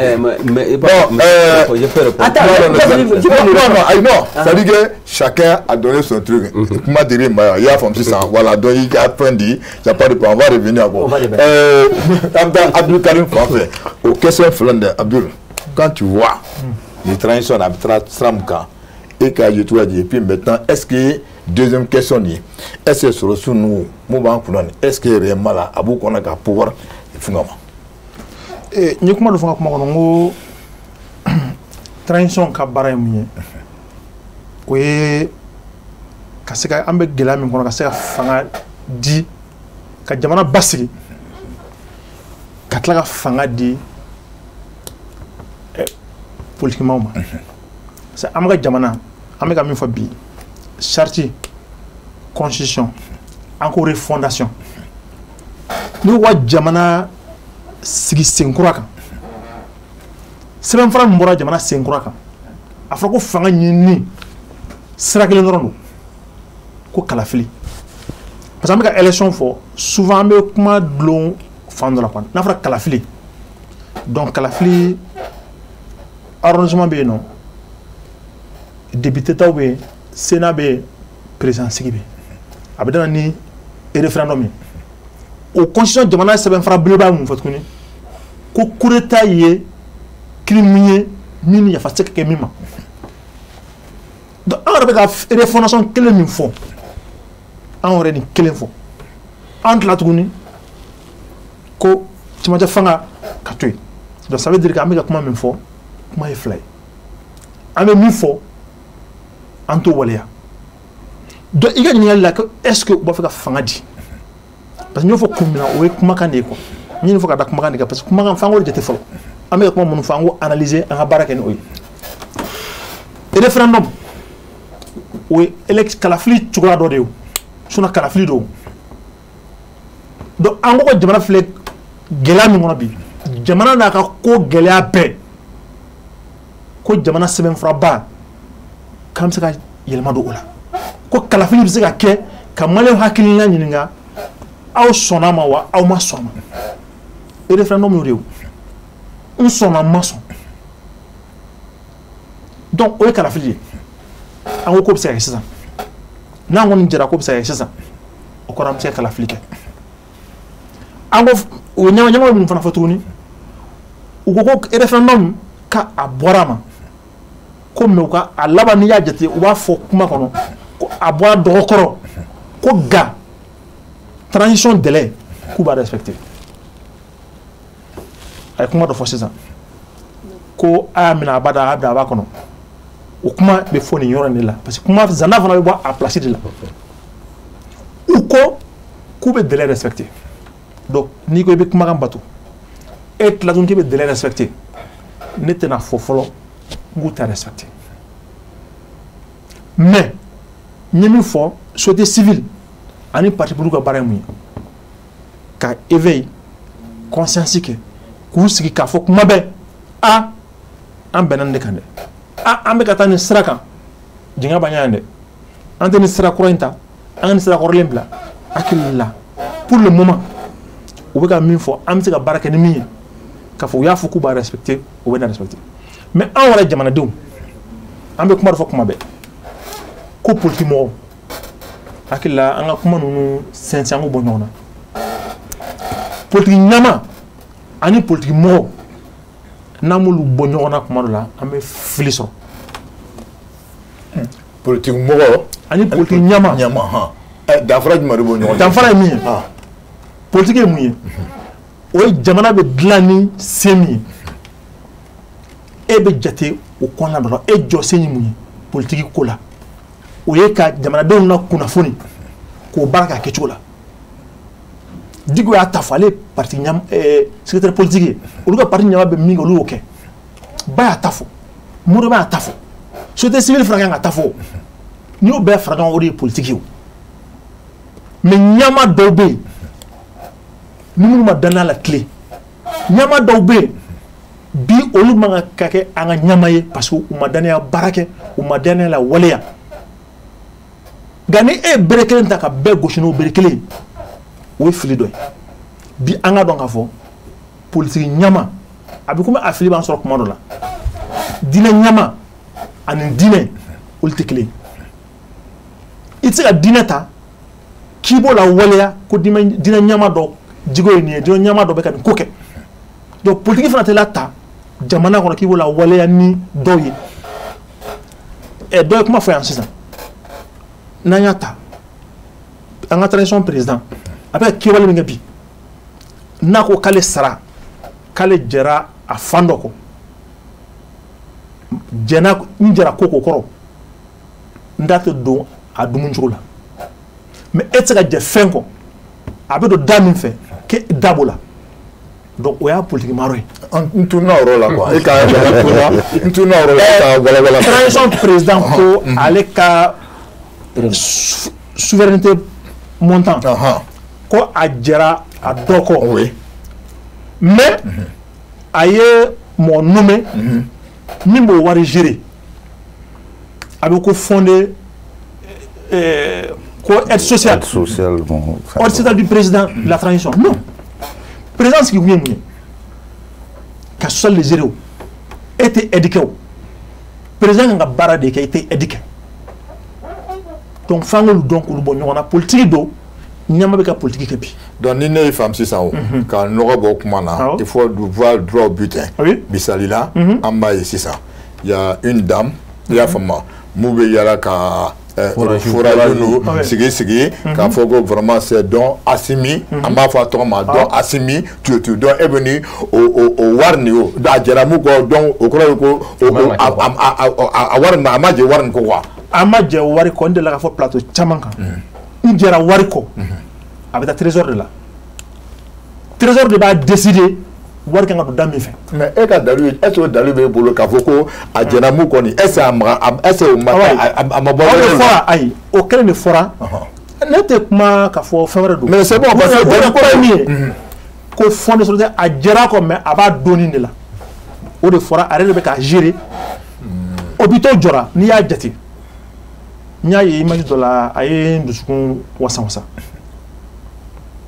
centre de dialyse jɔra centre référence dɔ la Bamakɔ ko aide président de y'a jɔ ko président ka aide sociale o ta ministre de santé jɔyɔrɔ ye mun ye ministre de santé jɔyɔrɔ ye mun ye ni président ka conseillère o de bɛ n'o fɔn kɛ ni jamana min bɛ jɔrɔ ka baara kɛ n'i tɛ ka politique baara kɛ n'i tɛ ka fɛn wɛrɛ ɲini wari bɛɛ n'a jɔ don yɔrɔ don a bɛ fɔ ko bɛɛ misiri kɔnɔ bɛɛ n'a jɔyɔrɔ don ministre de la santé o de ka baara ye min ye lakalani ko ye ministre de l'énergie o ka baara ye ji ka di jamanadenw ma courant ka di jamanadenw ma mais ni mɔgɔ wɛrɛ sɔrɔla min b'o baara kɛ ko bɛ wari bɔ yɔrɔ wɛrɛ a ka wari kan ka bɔ yɔrɔ jumɛn jamana wari don ni jɛra kɔ ne jɛra n ka sara fan dɔ kɔ n t'a ta o a bɛ to yen nɔ.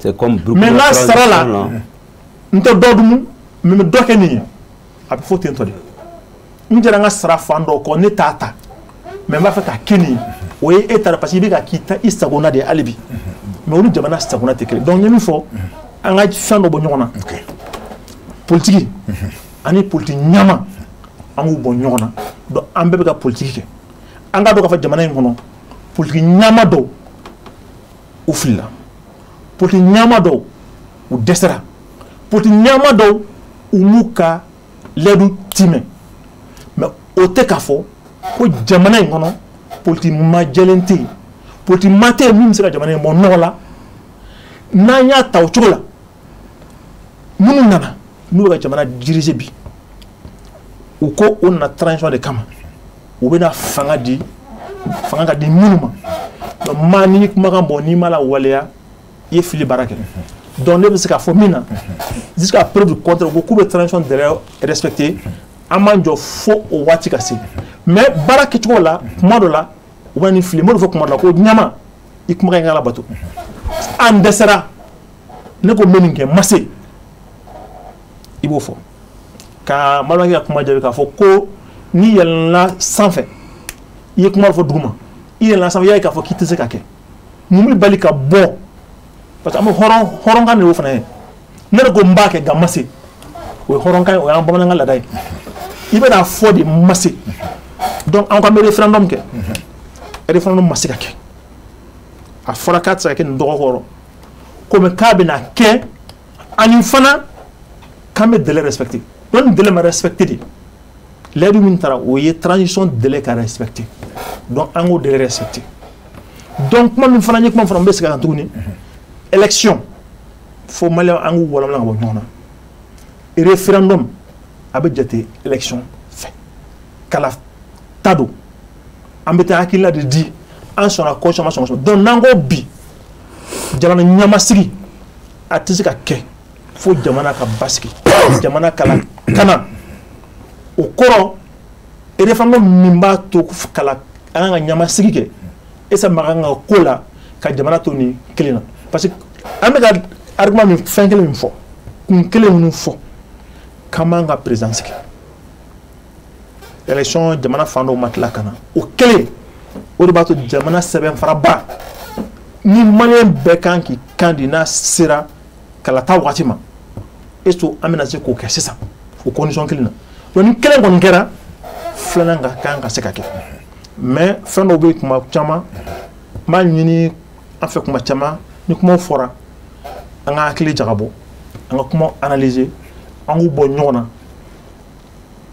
politiquement politique ɲama ani politique kuma an k'olu walawala k'olu bɔ ɲɔgɔn na k'a dɔn min ye min ye min jɔyɔrɔ ye min ye min kan ka min kɛ min ma kɛ min kan ka kɛ jamana kɔnɔ n'an y'o kɛ an bɛ bɔ fili la. ok Bokele i bɛ hakɛ to n bɛna ɲininkali min kɛ n bɛna ɲininkali min kɛ Konate la surtout nin wagati laban in na politique mɔgɔw ka ko fanga ma bon jamana kɔnɔden fan dɔw bolo sabula ko jamana bɛ dingɛ min kɔnɔna na donc ko olu de ka baara kɛko ɲuman olu de ka baara kɛko ɲuman ma a to an bilenna dingɛ kɔnɔna na donc pratiquement i b'a ye k'a fɔ transition min ka taa taabolo min kan on dirait a ka di jamana fan dɔ maa caman ye donc pratiquement o b'a jira k'a fɔ parce que i bɔra ka kuma min fɔ Ture ka yɔrɔ la sisan nɔ ani kɔsa in na hali Faransi président ko politique mɔgɔw de Mali politique mɔgɔw de ma se k'u jɔ o jɔyɔrɔ la k'o de kama ko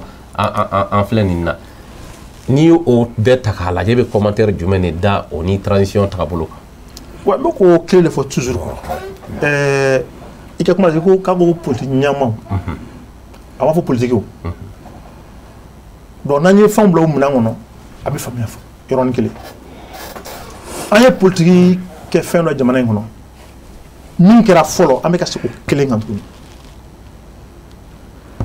ATT na kuma dɔnkilidala dɔw b'a fɔ ko ni maliyɛn ko ko n bɛ sa i nɔfɛ k'a hakili bɛ jigin ATT la ko ni maliyɛn ye kunbɛnni tɛgɛrɛ ye a hakili bɛ jigin Amadu Aya la bi o kelen de don hali donw ma an taara stade fa ko denmisɛnninw bɛ ka transition soutenir an ye kelen de kɛ ATT la an ye kelen de kɛ IBK la an ye kelen de kɛ tan tuguni an ka politique a ma changer hali bi parce que an ka kɛwale politique ye jamana marali kɛwale de o kɛwale ma yɛlɛma hali bi o donc f'an k'o de yɛlɛma donc n'an m'o yɛlɛma o ɲama kelen an bɛ n'o kelen de sigi an kɔnɔ donc n'an m'o yɛlɛma an bɛ segin nin dingɛ kelen kɔnɔ k'a dɔn k'a fɔ bi an bɛ ka mun fɔ i kumara n'i ka kuma ma to jimɛn sira fɛ an bɛ bɔ k'i fa ni ba nɛni maa min t'a fɛ a fa n'a ba ka nɛni dɔw b'a f'i ye u b'a don kaso la o t'u tɔɔrɔ mais masa nɛni denbaya la burujali k'i fɛ o kama dɔw sigi k'u ta kɛ filɛli ye dɔw yɛrɛ ye mun fɔ mais est-ce que o ka kan o de man kan parce que n bolo fɔra sisan ko dɔw ko ni minnu bɛ transition dɛmɛ ko hali n'u ye ko kuntan fɔ k'olu man ka ɲangi jamana min kɔnɔ n'an ko refondation jamana kɔnɔ k'an bɔra gɛlɛya kɔnɔ k'an kana sigi o gɛlɛya kelen kɔnɔ n'an m'an sigi ka nin kumasiw lamɛn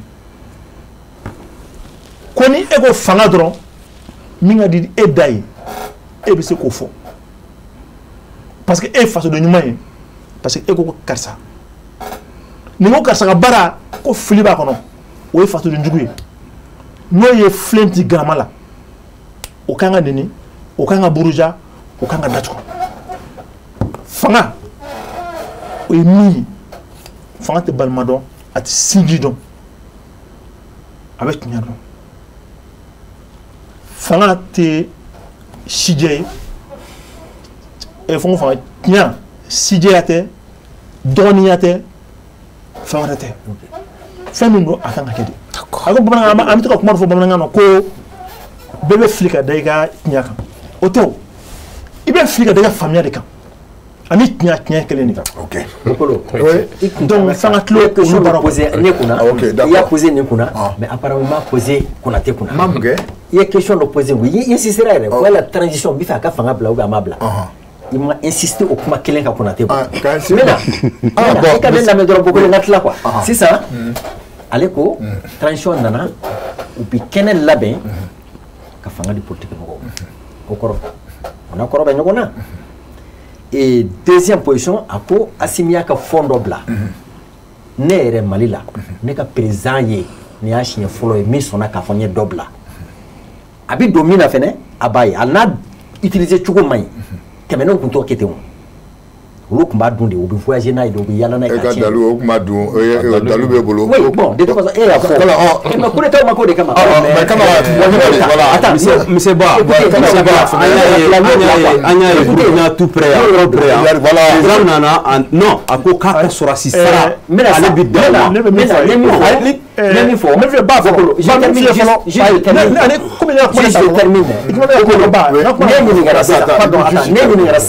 Assimi muso tɔgɔ ye di Assimi muso k'a tɔgɔ ye di ma n bɛ faamu e bɛ ayi transition kɔnɔ pour te dire que fɛn o fɛn filɛ ka taga tan ninnu filɛ ka taa taacogo la politique mɔgɔw de y'u filan prêter u y'u filan prêter quoi n'u nana c'est à dire tiɲɛni ni fɛn bɛ kɛ a ye mɔgɔw ni ban politique mɔgɔw la c'est pourquoi caman donna a kɔnɔ ka taa ninnu soutenir ka da ninnu ka kɛwale kɔrɔ kɛcogo kan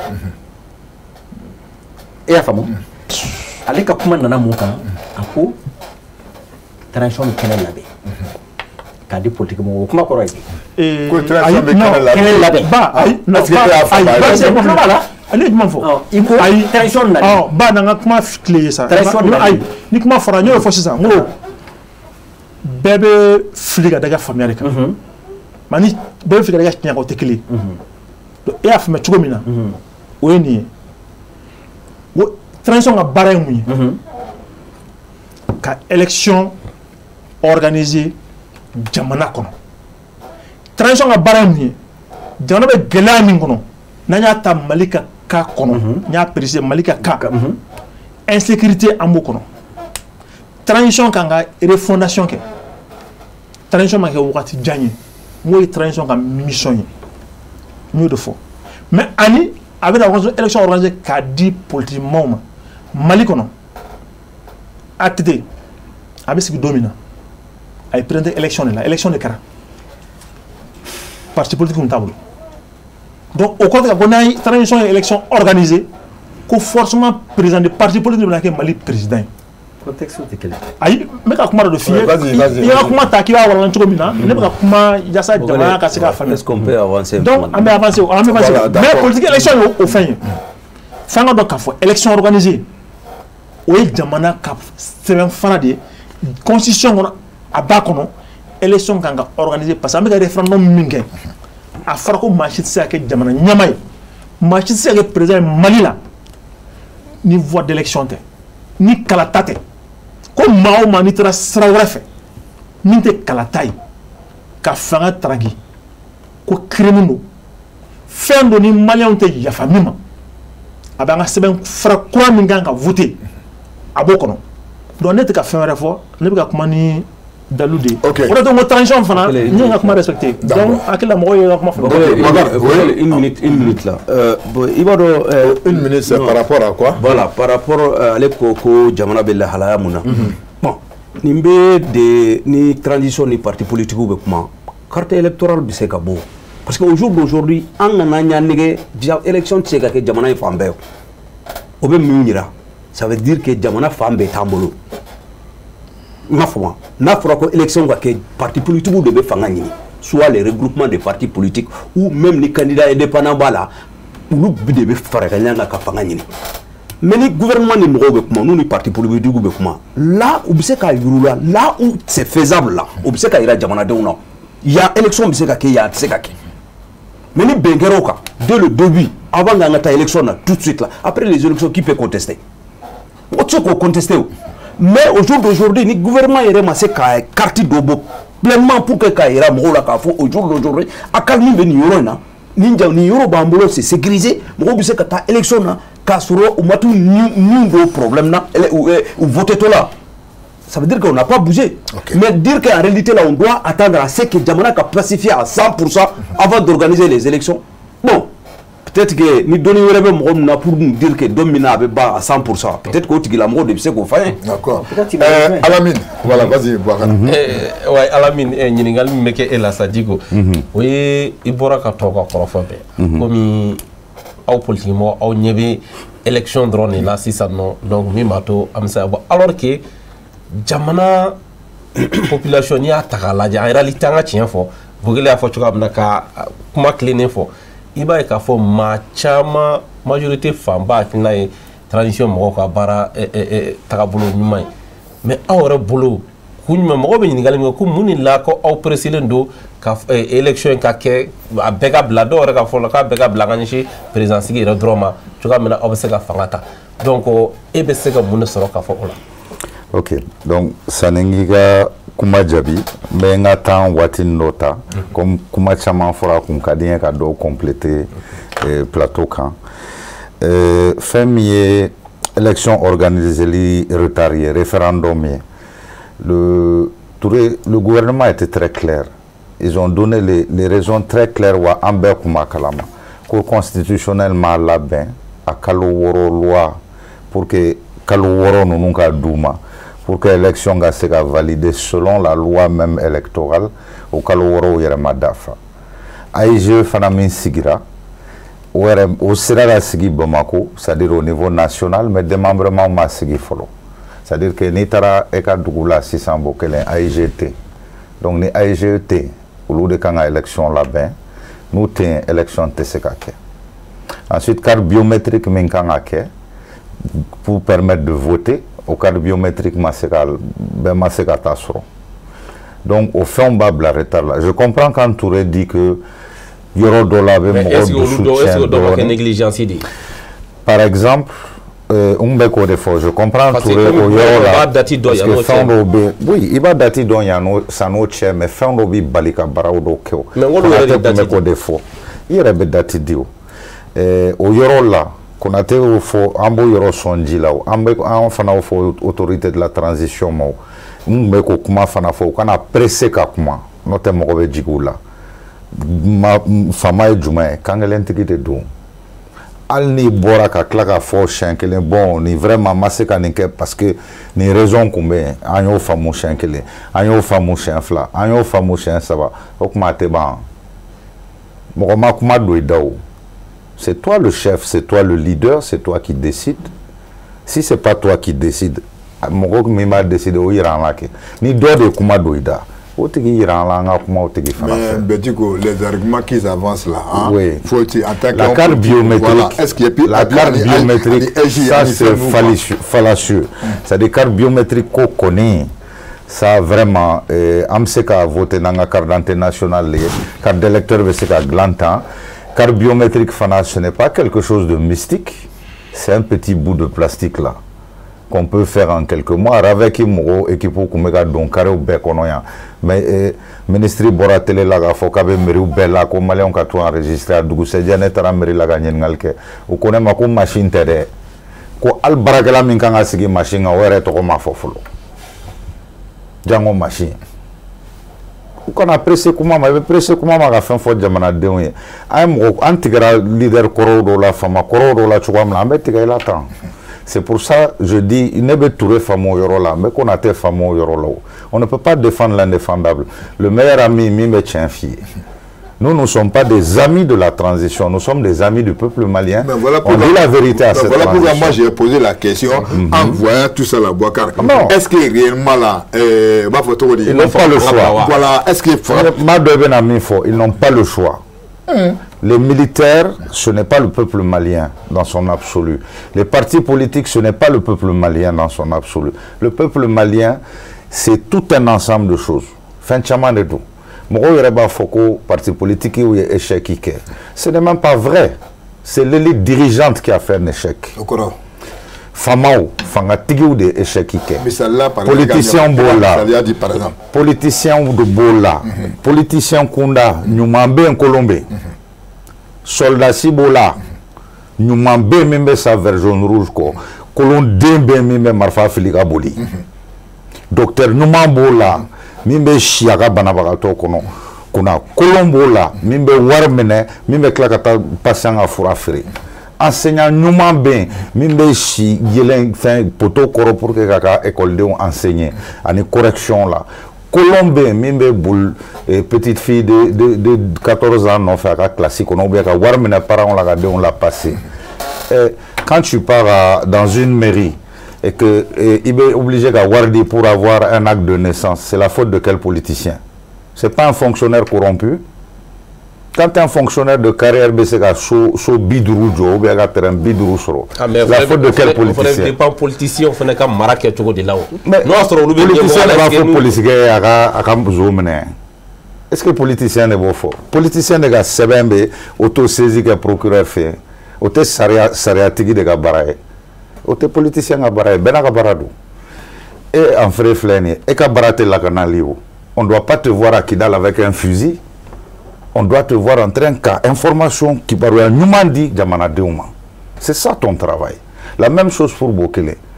Le politicien n'est pas là pour dire telle personne est voleur, telle personne est yurugu. C'est le travail du policier. Ouais. Policier Gabarado, Gigi de Gabarado, docteur Gabarado. Quand tu vas dans un établissement comme Gabriel Touré, quand tu vois des saletés partout, c'est le balayeur qui n'a pas fait son travail, c'est la faute du politicien. Mais le policier corrompu, c'est la faute du politicien. Mais Digo, c'est le peuple. C'est le peuple. Et exemple, non. Le président est issu d'un mouvement politique, mais il te sait échec de toute une nation, de toute une société. Ça, moi, président de la République, je prends beaucoup de l'information. Voilà l'erreur qui nous a mis dans la situation dans laquelle on est, c'est toujours la faute de l'autre. Je ne me remets pas en cause. Okay. En frère, comment à Djara Toro, comme Macron et politiciens accusés. Et en frère, Malien mais Macron la même bien. Donc, on est Macron ben Aklina Garakele. Ah oui, Mali du Guéré. Au Fanasa. Au Fanasa. Oui. Oh, Yoron Laura. Macron la même bien. Ah, dis-le Macron la même. Parce que, ça dit, Sarani Dobé, même quand c'est gâté, ben bené no ama uludeni. Vraiment, Mangoualé no miséricorde. Ça fait mon robé quand tendron quand il n'y a pas de problème. En donnant politique là, parce que Maliens sont en masse, sont amenés à Barakou, amenés à Djamanajo. Ça, c'est ça notre objectif. Le président, la transition militaire, et puis il fait la politique. Ah mais bien sûr. Voilà, politique et Djamana Marade. Ne pas faire tout dire, parce que nous avons fait tout dire. Il fait la politique. Politique comment? Tu as assimilé qu'à quel. Actuellement, son activité, c'est quoi? Mais il est président de la transition. Oui, mais donc, justement, il était commandant de bataillon des forces spéciales. À Mobla, à Makessissa, président de la transition, il fait de la politique. Avec Adjamana Mara, avec Enine de Maro. La politique, c'est la gestion de la cité. C'est-à-dire, Dougou Tabolo, à quand à gérer Tchogodi. C'est-à-dire, qu'on a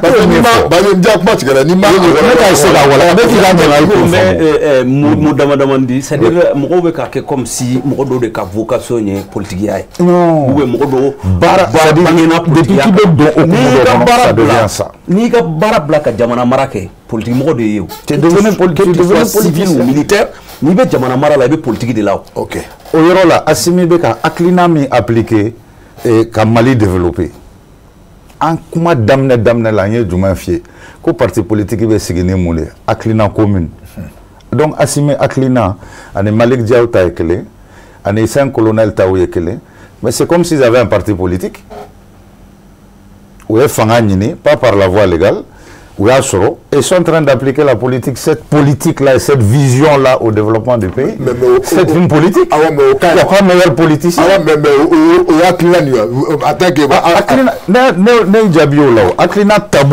Militairement, sécuritairement, nous, on est content de ça. On veut même qu'il fasse plus. À tort.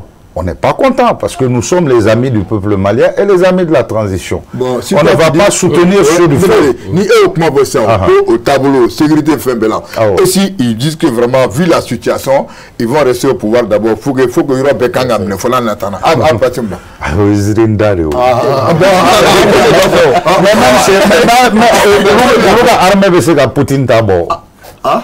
Mali armée be se ka Poutine tabo. Est-ce que Mali armée be se ka Russie armée bo? Libila. Il n'y a pas la sécurité en Russie. Oui. Donc Mali kon teo. Moi il n'y a pas la sécurité en Russie. Il n'y a pas la sécurité en Russie. On a Ukraine et drone dama do. On a politiquement faut en sécurité. Ay politiquement tien de don. Wa tien sugumi don fana ibi tiga da ki seka. T'as internet quand si tu veux, t'as journaux BDL, il y a moins de une semaine, dimanche sous Ukrainiens ont drone d'amadoni ni fusée d'amadoni blagata Russie. Il n'y a pas la sécurité, donc élection bekanga dabla. Parce qu'il n'y a pas la sécurité partout.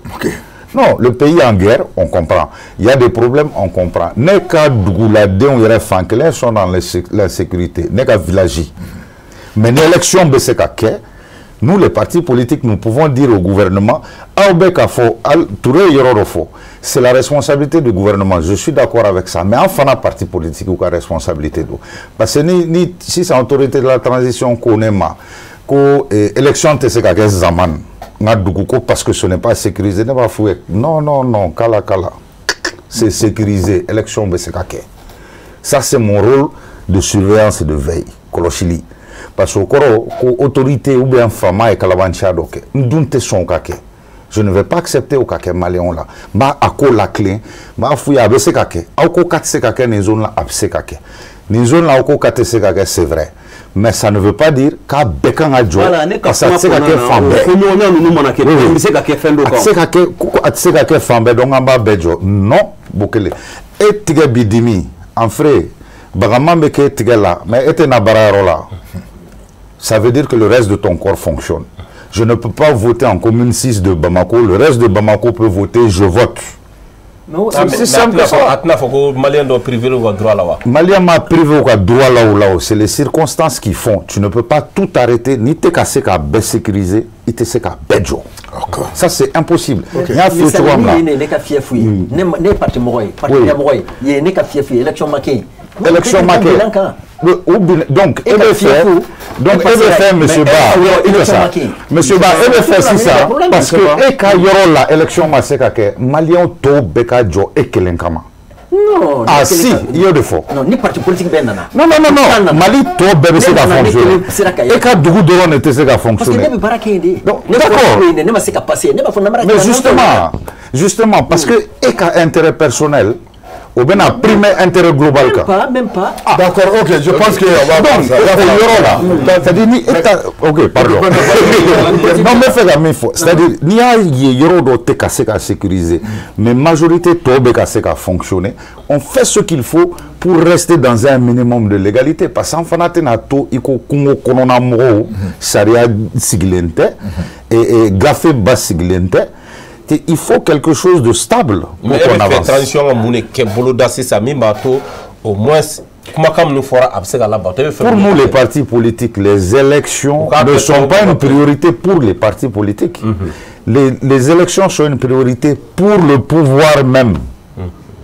Pour le pouvoir même. Parce que tant que Fangama Basgi, ni Irnui Doye, ou bien représentativité Doye, Albi avait accusé de telle ou telle chose.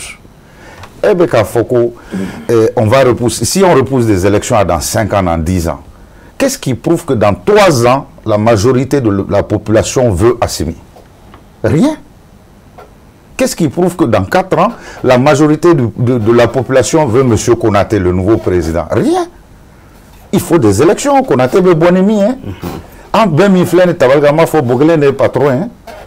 Mais Bokele Namanda Maba Foy Make Ambe Ouli Bokele Taïble en frère et dos. Mais peut-être que Badron ne veut pas son frère, Anto, ça va banner en frère.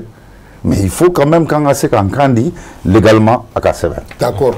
Bogar, si ça amène à Mouké, on va commencer par M. Ba. M. Ba, n'y a débat bête à Kaladje. Question posera au plan. Si ça est fait, solution, il y a le boulot et bien comment continuer. Bon, solution. C'est la solution continue. Voilà, parce que ça parti solution menée boulot. Voilà. Solution menée boulot. Alors, angana kiri élection no fait folo. Nefe. Jamana ka basigi élection kake mangati élection ko fait. Misali en fait nous sera quand il est ko biométrique konnana mo ko date voter mo ko placer là anya minye kateme anya réquisition 50 la mo ko keme et qu'il me se gadle ka dubé bita voter ta ke tuwe no sabatira ani élection kira dugu duru de la abi donc on ka fo mun voter yere de voter mo ko mo voter placer là moi wala les manga me wuli ko fa donc on ka fo mo ko mo voter mo ko ne hakla ode quoi d'accord ne hakla ode vraiment min koni yengal la nyini re ala kanga jamana basike amen udi kankele na be bi ambe romina surtout am balma munu ko kan u hamidu mo bula bi do ka barati na parce que nous ya me dongo ko ka dugo korlendo wallahi bokilo tseka tabarake rola do gena ka bo barala parce que masikata parce que ya me ko ka dugo korlendo jadi soufe plus ça va te tabarake rola era manoko donc on la ñini ko ne mi ala ka jamana basigi et voilà na sur la nga here be élection in blali de la kata fo ko fe ala kan blo siraga wallahi abana ko ala sa sa non ala ka solution babulo ayo solution fo voilà puis il a dit ce qu'il pense à avec droit de cœur vraiment voir tu es avec moi mais bon ko abina fa ka kuma ba clé bila quoi non mais il y a qui là dedans mais moi je pense que solution a pu en effet voilà mbe a damina nale ka kuma do ye munye biométrique au jour d'aujourd'hui ne ka famia ni kibe élection liée biométrique na ambotola te quoi parce que ni Bamako ereta tout de suite la mo mi se ka fie carré a rolé la kasera ka ta mo so mairie la ou be police so do la ou be fando fait ka se ka attaquer amogo be compter bologoni ndena quoi en be fleskile en be ya nyini kake nyet dodo ate soro ça veut dire que ni gouvernement tunya bla fambe raveki kerambe nyana mbe dire yara porte à porte de kam ou arolé c'est facile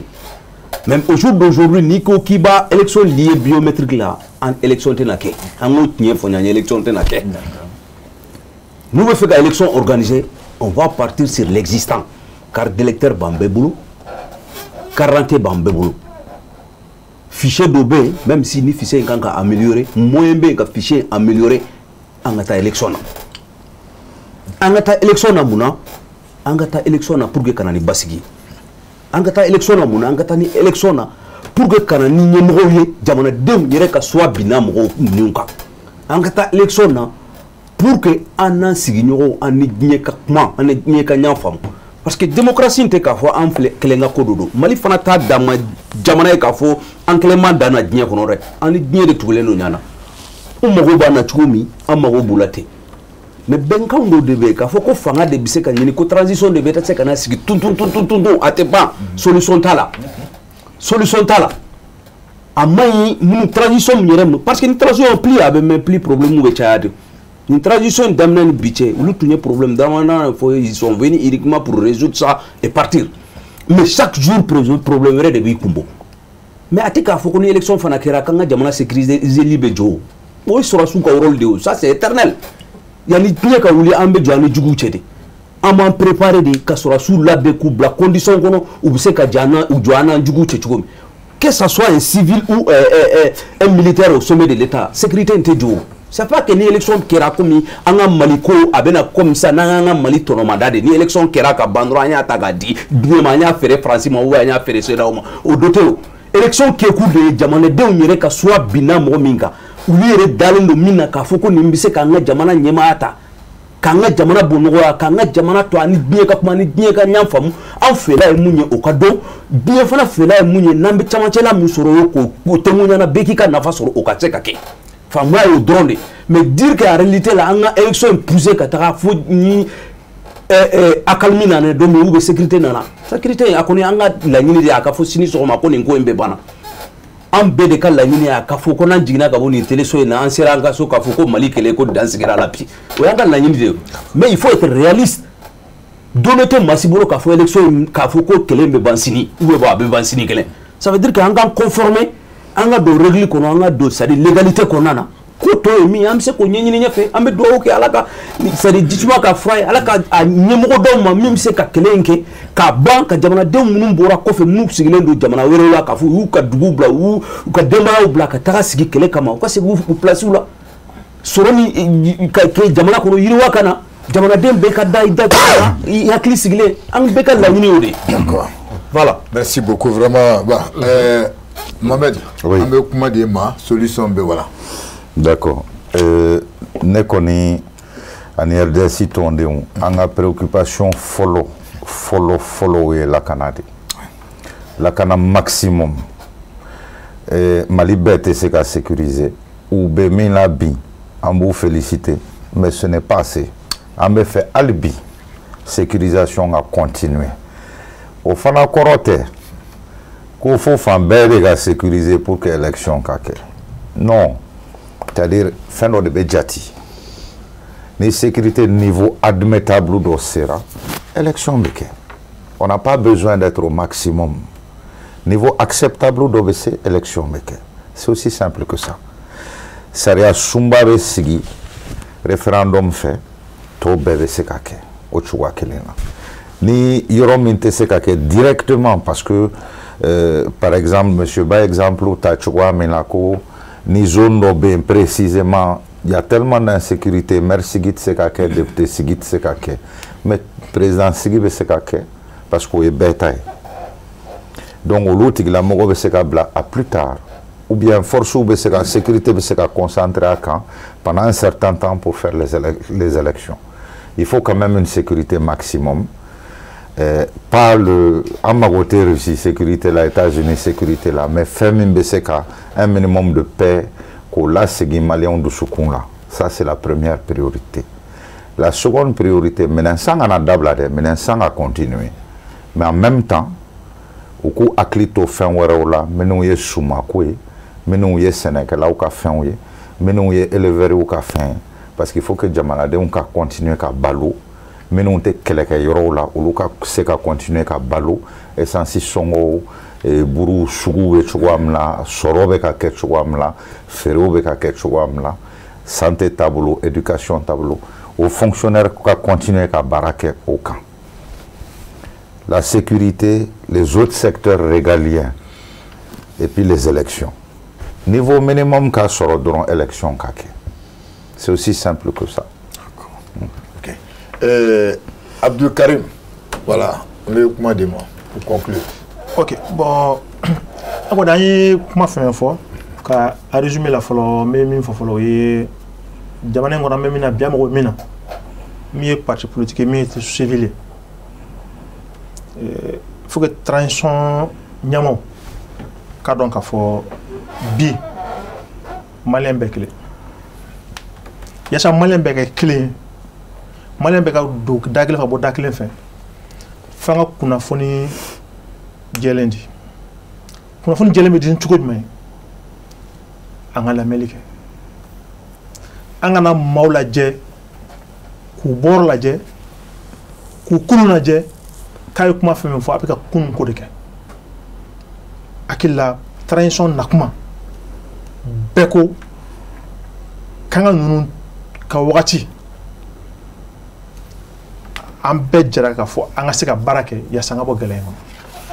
Abo galen ngono o mu o yi ka transition ka suivi ke ka fo transition yoro min kan yoro min may an ga ja an go clé ñon fe mais yoro min may ni mi ñu fana fo an ga jija an lu ke malien colonie an nu bo malien yala an nu ke maye ko munu te faso de ñoñi naño ke wole mena ni am ka fa fo bi liberté d'expression fanga se kodi maaw ma ka fɔ maaw ka se k'u hakilina di hakilina di o kan kɛ bonya majigin kɔnɔ mais o man ka kɛ k'i ka kuma bara kɔnɔ donc an ka maaw to yen o hakilina ye min ye u ka se k'o fɔ o b'a to ɲuman b'u ta kɔnɔ an b'o ta an bɛ baara kɛ n'o ye juguman min b'a kɔnɔ an bɛ se ka na bɛn ka se k'o juguman in kɛlɛ ka se ka baara kɛ yaasa o juguman in kɔlɔlɔ kana se Mali ma mais n'i ye maa da to baara kɔnɔ baara tɛ se ka kɛ o kɔfɛ bi transition an bɛ wagati dɔ la a sera bi an parti mɔgɔw société civile maliyɛn den bɛɛ hakili la découpage kɛra président transition a y'a décret bɔ an ka baara kɛ o la tant que o baara ma kɛ o da kɛ référendum repoussera ka dɔn k'a fɔ o liste électorale nin an tɛ se ka baara kɛ ni liste électorale kɔrɔ ye tuguni parce que an bɛ arrondissement ko de la an bɛ région 19 de kuma la donc i tɛ se k'a fɔ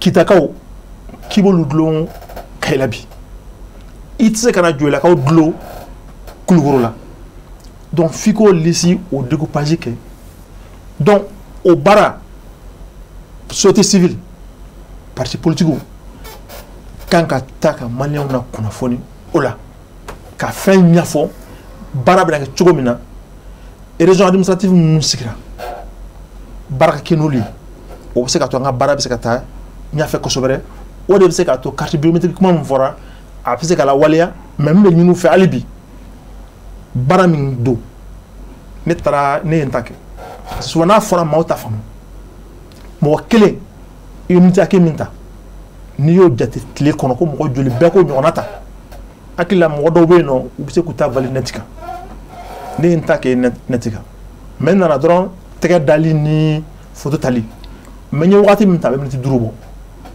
an ka miiri mɔgɔ kelen o kelen n'o ye miniti 5 ta o bɛna kɛ tile joli ye mɔgɔ joli bɛna taa se ka taa tile kɔnɔ donc o sensibilisation fana an k'o baara kɛ o ye parti politique ka baara ye o to civil ye an ka se ka mɔgɔw la kunnafoni ka mɔgɔw encourager mɔgɔw ka se k'a faamuya gɛlɛya bɛ bɔ yɔrɔ minnu fana fɛ donc n'an y'o baara kɛ a bɛ nɔgɔya nouvelle constitution min n'a kuma fana nana parti politique u ka baara kɛ mun ye bi o ye ka fasodenw na kunnafoni a la mun de b'a kɔnɔ parce que an y'a jate jamana in kɔnɔ kuma caman dɔ y'a kalan ale ye min faamuya kɔnɔ ale b'o de fɔ an bɛ se ka fɛn la gosi o kama an bɛ sɔn a kama o la mais parti politique bi société civile ɲɛmaw u ka papier in kalan wa gafe in kalan ka se ka sigidaw kɛ ka kalan k'u ka yɔrɔw la ka don du kɔnɔ ka don u ka parti kɔnɔna la k'a ɲɛfɔ jamanadenw ye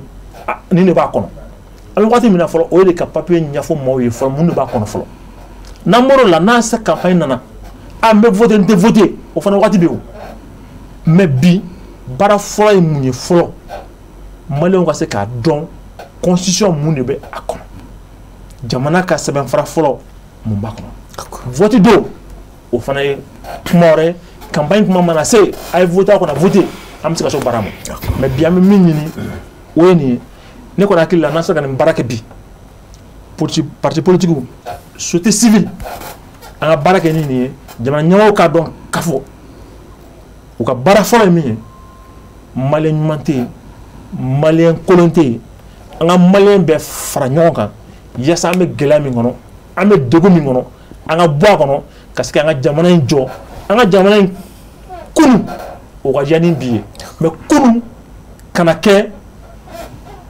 sini kun ka fisa ni bi ye ni sini kɛra ko kunu ka fisa ni bi ye o t'an ka laɲini ye an ka ɲini an ka sini o ka fisa ni bi ye komi bi an bɛ k'a fɔ ko bi ka fisa ni kunu ye cogo min na.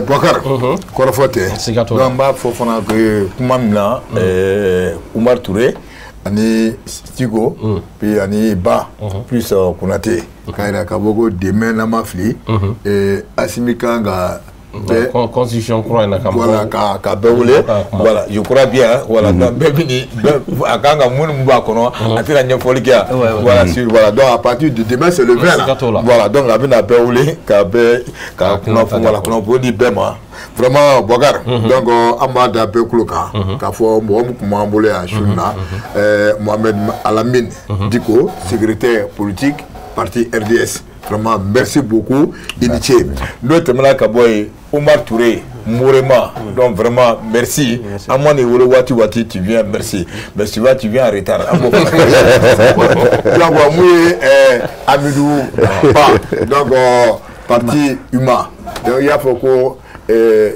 combien de personnes 59 pays voilà donc Abebo Kaneka dans mes dos qui est vraiment à la Kanyekadi Ambema donc moi Abdou Karim Konaté promoteur d'école mais je sais que Iberom là tu as un parti tu milites dans un parti politique voilà faut que il m'avait qui me le donner un parti politique ici là qui il y a vraiment ce qu'on là voilà non Bogola comment tu quoi parti toi là en tant que promoteur d'école il y a voilà donc merci beaucoup Abifo qui va le madame faut le cambi bolo pas coucher OK et Bokele ambe befo ga bela jele wala nyimono o ba fo kuma la chuga mana ETC NTC donc shikana jigishila donc o la ka befo ga bela jele wala nyimono ka fo amna do sungolo la ko ala ka sungolo time ko nyman di on ni enfle baga bela jele ma a sorona ani musaka munu ba ko ala ko o noya on ni enfle baga bela jele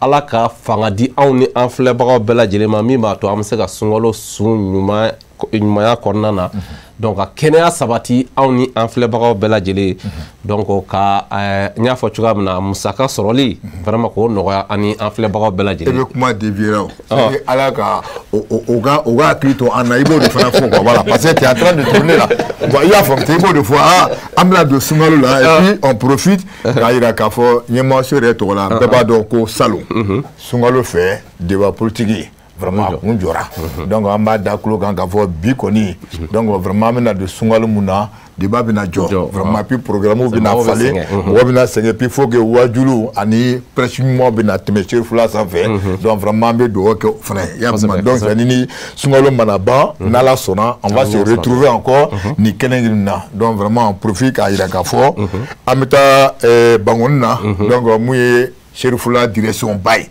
Donc Ousmane Sougoré, monsieur le directeur Ambifo, la direction commerciale. Donc nous faisons faux et puis mais les ressources humaines et puis année caissier ni comptable ka bela jelo faux voilà commercial ka be faux nous bradron amina Bourba la plaque tournante. Moi, Bouya Koulibaly, Ama Afo. Donc, nous sommes responsable technique. Mohamed Keita, Mou, un mot de foi, Dongo, Génie Moudou, Kataga, Kalange, Poutine Fey, Russie, voilà. Nous, au dernier, donc, Chérifula, de Diga Karanouye, Donia Moubala, il y a le Kara Bibina, vraiment, Dieu merci. Mohamed If Amifo qui va le madon, Adama S. Koulibaly, Aleba Kerefe, Amo Fonafou, GMT, Amba Afo, Mouye. Abou officiel, Lassa Abou, Amba Ale Fanafo, ne pourra pas régie là, régie, Koche Diara, Alebe Kaneka, Abaka Traoré NB, donc l'homme timide, Amba Afo, mais Aka Farfana. Donc Amba Ale Fanafo, no Boré, Mouye Didi Bokoum, Ka Fanafo, Ani Chaga Koulibaly, Ame Tortibolo. Chauffeur la mi Lamine Traoré amba fo Sirou Diallo ani Youssouf Diallo ambo lu fo ame kilenga fo chauffeur u be wuli beñe wa u be dabbe ko fe donc vraiment ni foli ka ni gardien Tchekora ani Moussa Bala donc ambo lu fo o lu ansar garde ka farami garde national ma o fene lu fene be anga yoro la no donc ka en garde ko c'est vraiment ambo fene fo ko wala mano Asa c'est para qu'il faut Aminata c'est para tene Côte d'Ivoire jamana kono go Aïdra Boaké Kalifana fo mouye Pabina Soumounié Kalifana fo no bore mouye Madame Touré Janawa Konate Mayabou Reda Nasrifi Kouyaté Kalifana fo no temana kabodron Amina mouye Almami Traoré Côte d'Ivoire Traoré Mahamadou Mori Aliba Abidjan au Fanaba Aladje no temana kabe Traoré Bagaraba ka Fourmousso fana fo Madina Diaby ka le fana fo no temana kaboy mouye Draman Traoré Banama Placira Kale Fanafo no temena kabo amta Lassine Sanogo Zegwa chef de gare Folona no borada Abdi Karim Bagaygo adjudant police Zegwa ani gendarme Moubé voilà comme sungalo setor ambe do fanake ala ko fana me en gros donc no temena kabo amma ko mtiani join Ousmane Chérif Madane Aïdra vraiment yabani ambi fo vraiment ka ikumura Europe ni kundaya ima suraya vraiment mu salut bien ka bela jenofo ni ala magadon irana ni sungalo manateme amena nyosro débat politique keneka vraiment invité merci a kan bɛn vraiment an bɛ fɛn o fɛn ɲini ala ka sɔn an bɛɛ la an ka seli musagaw et puis ani sunkalo vraiment je sais qu'il n'y aura pas de problème merci beaucoup a kan bɛn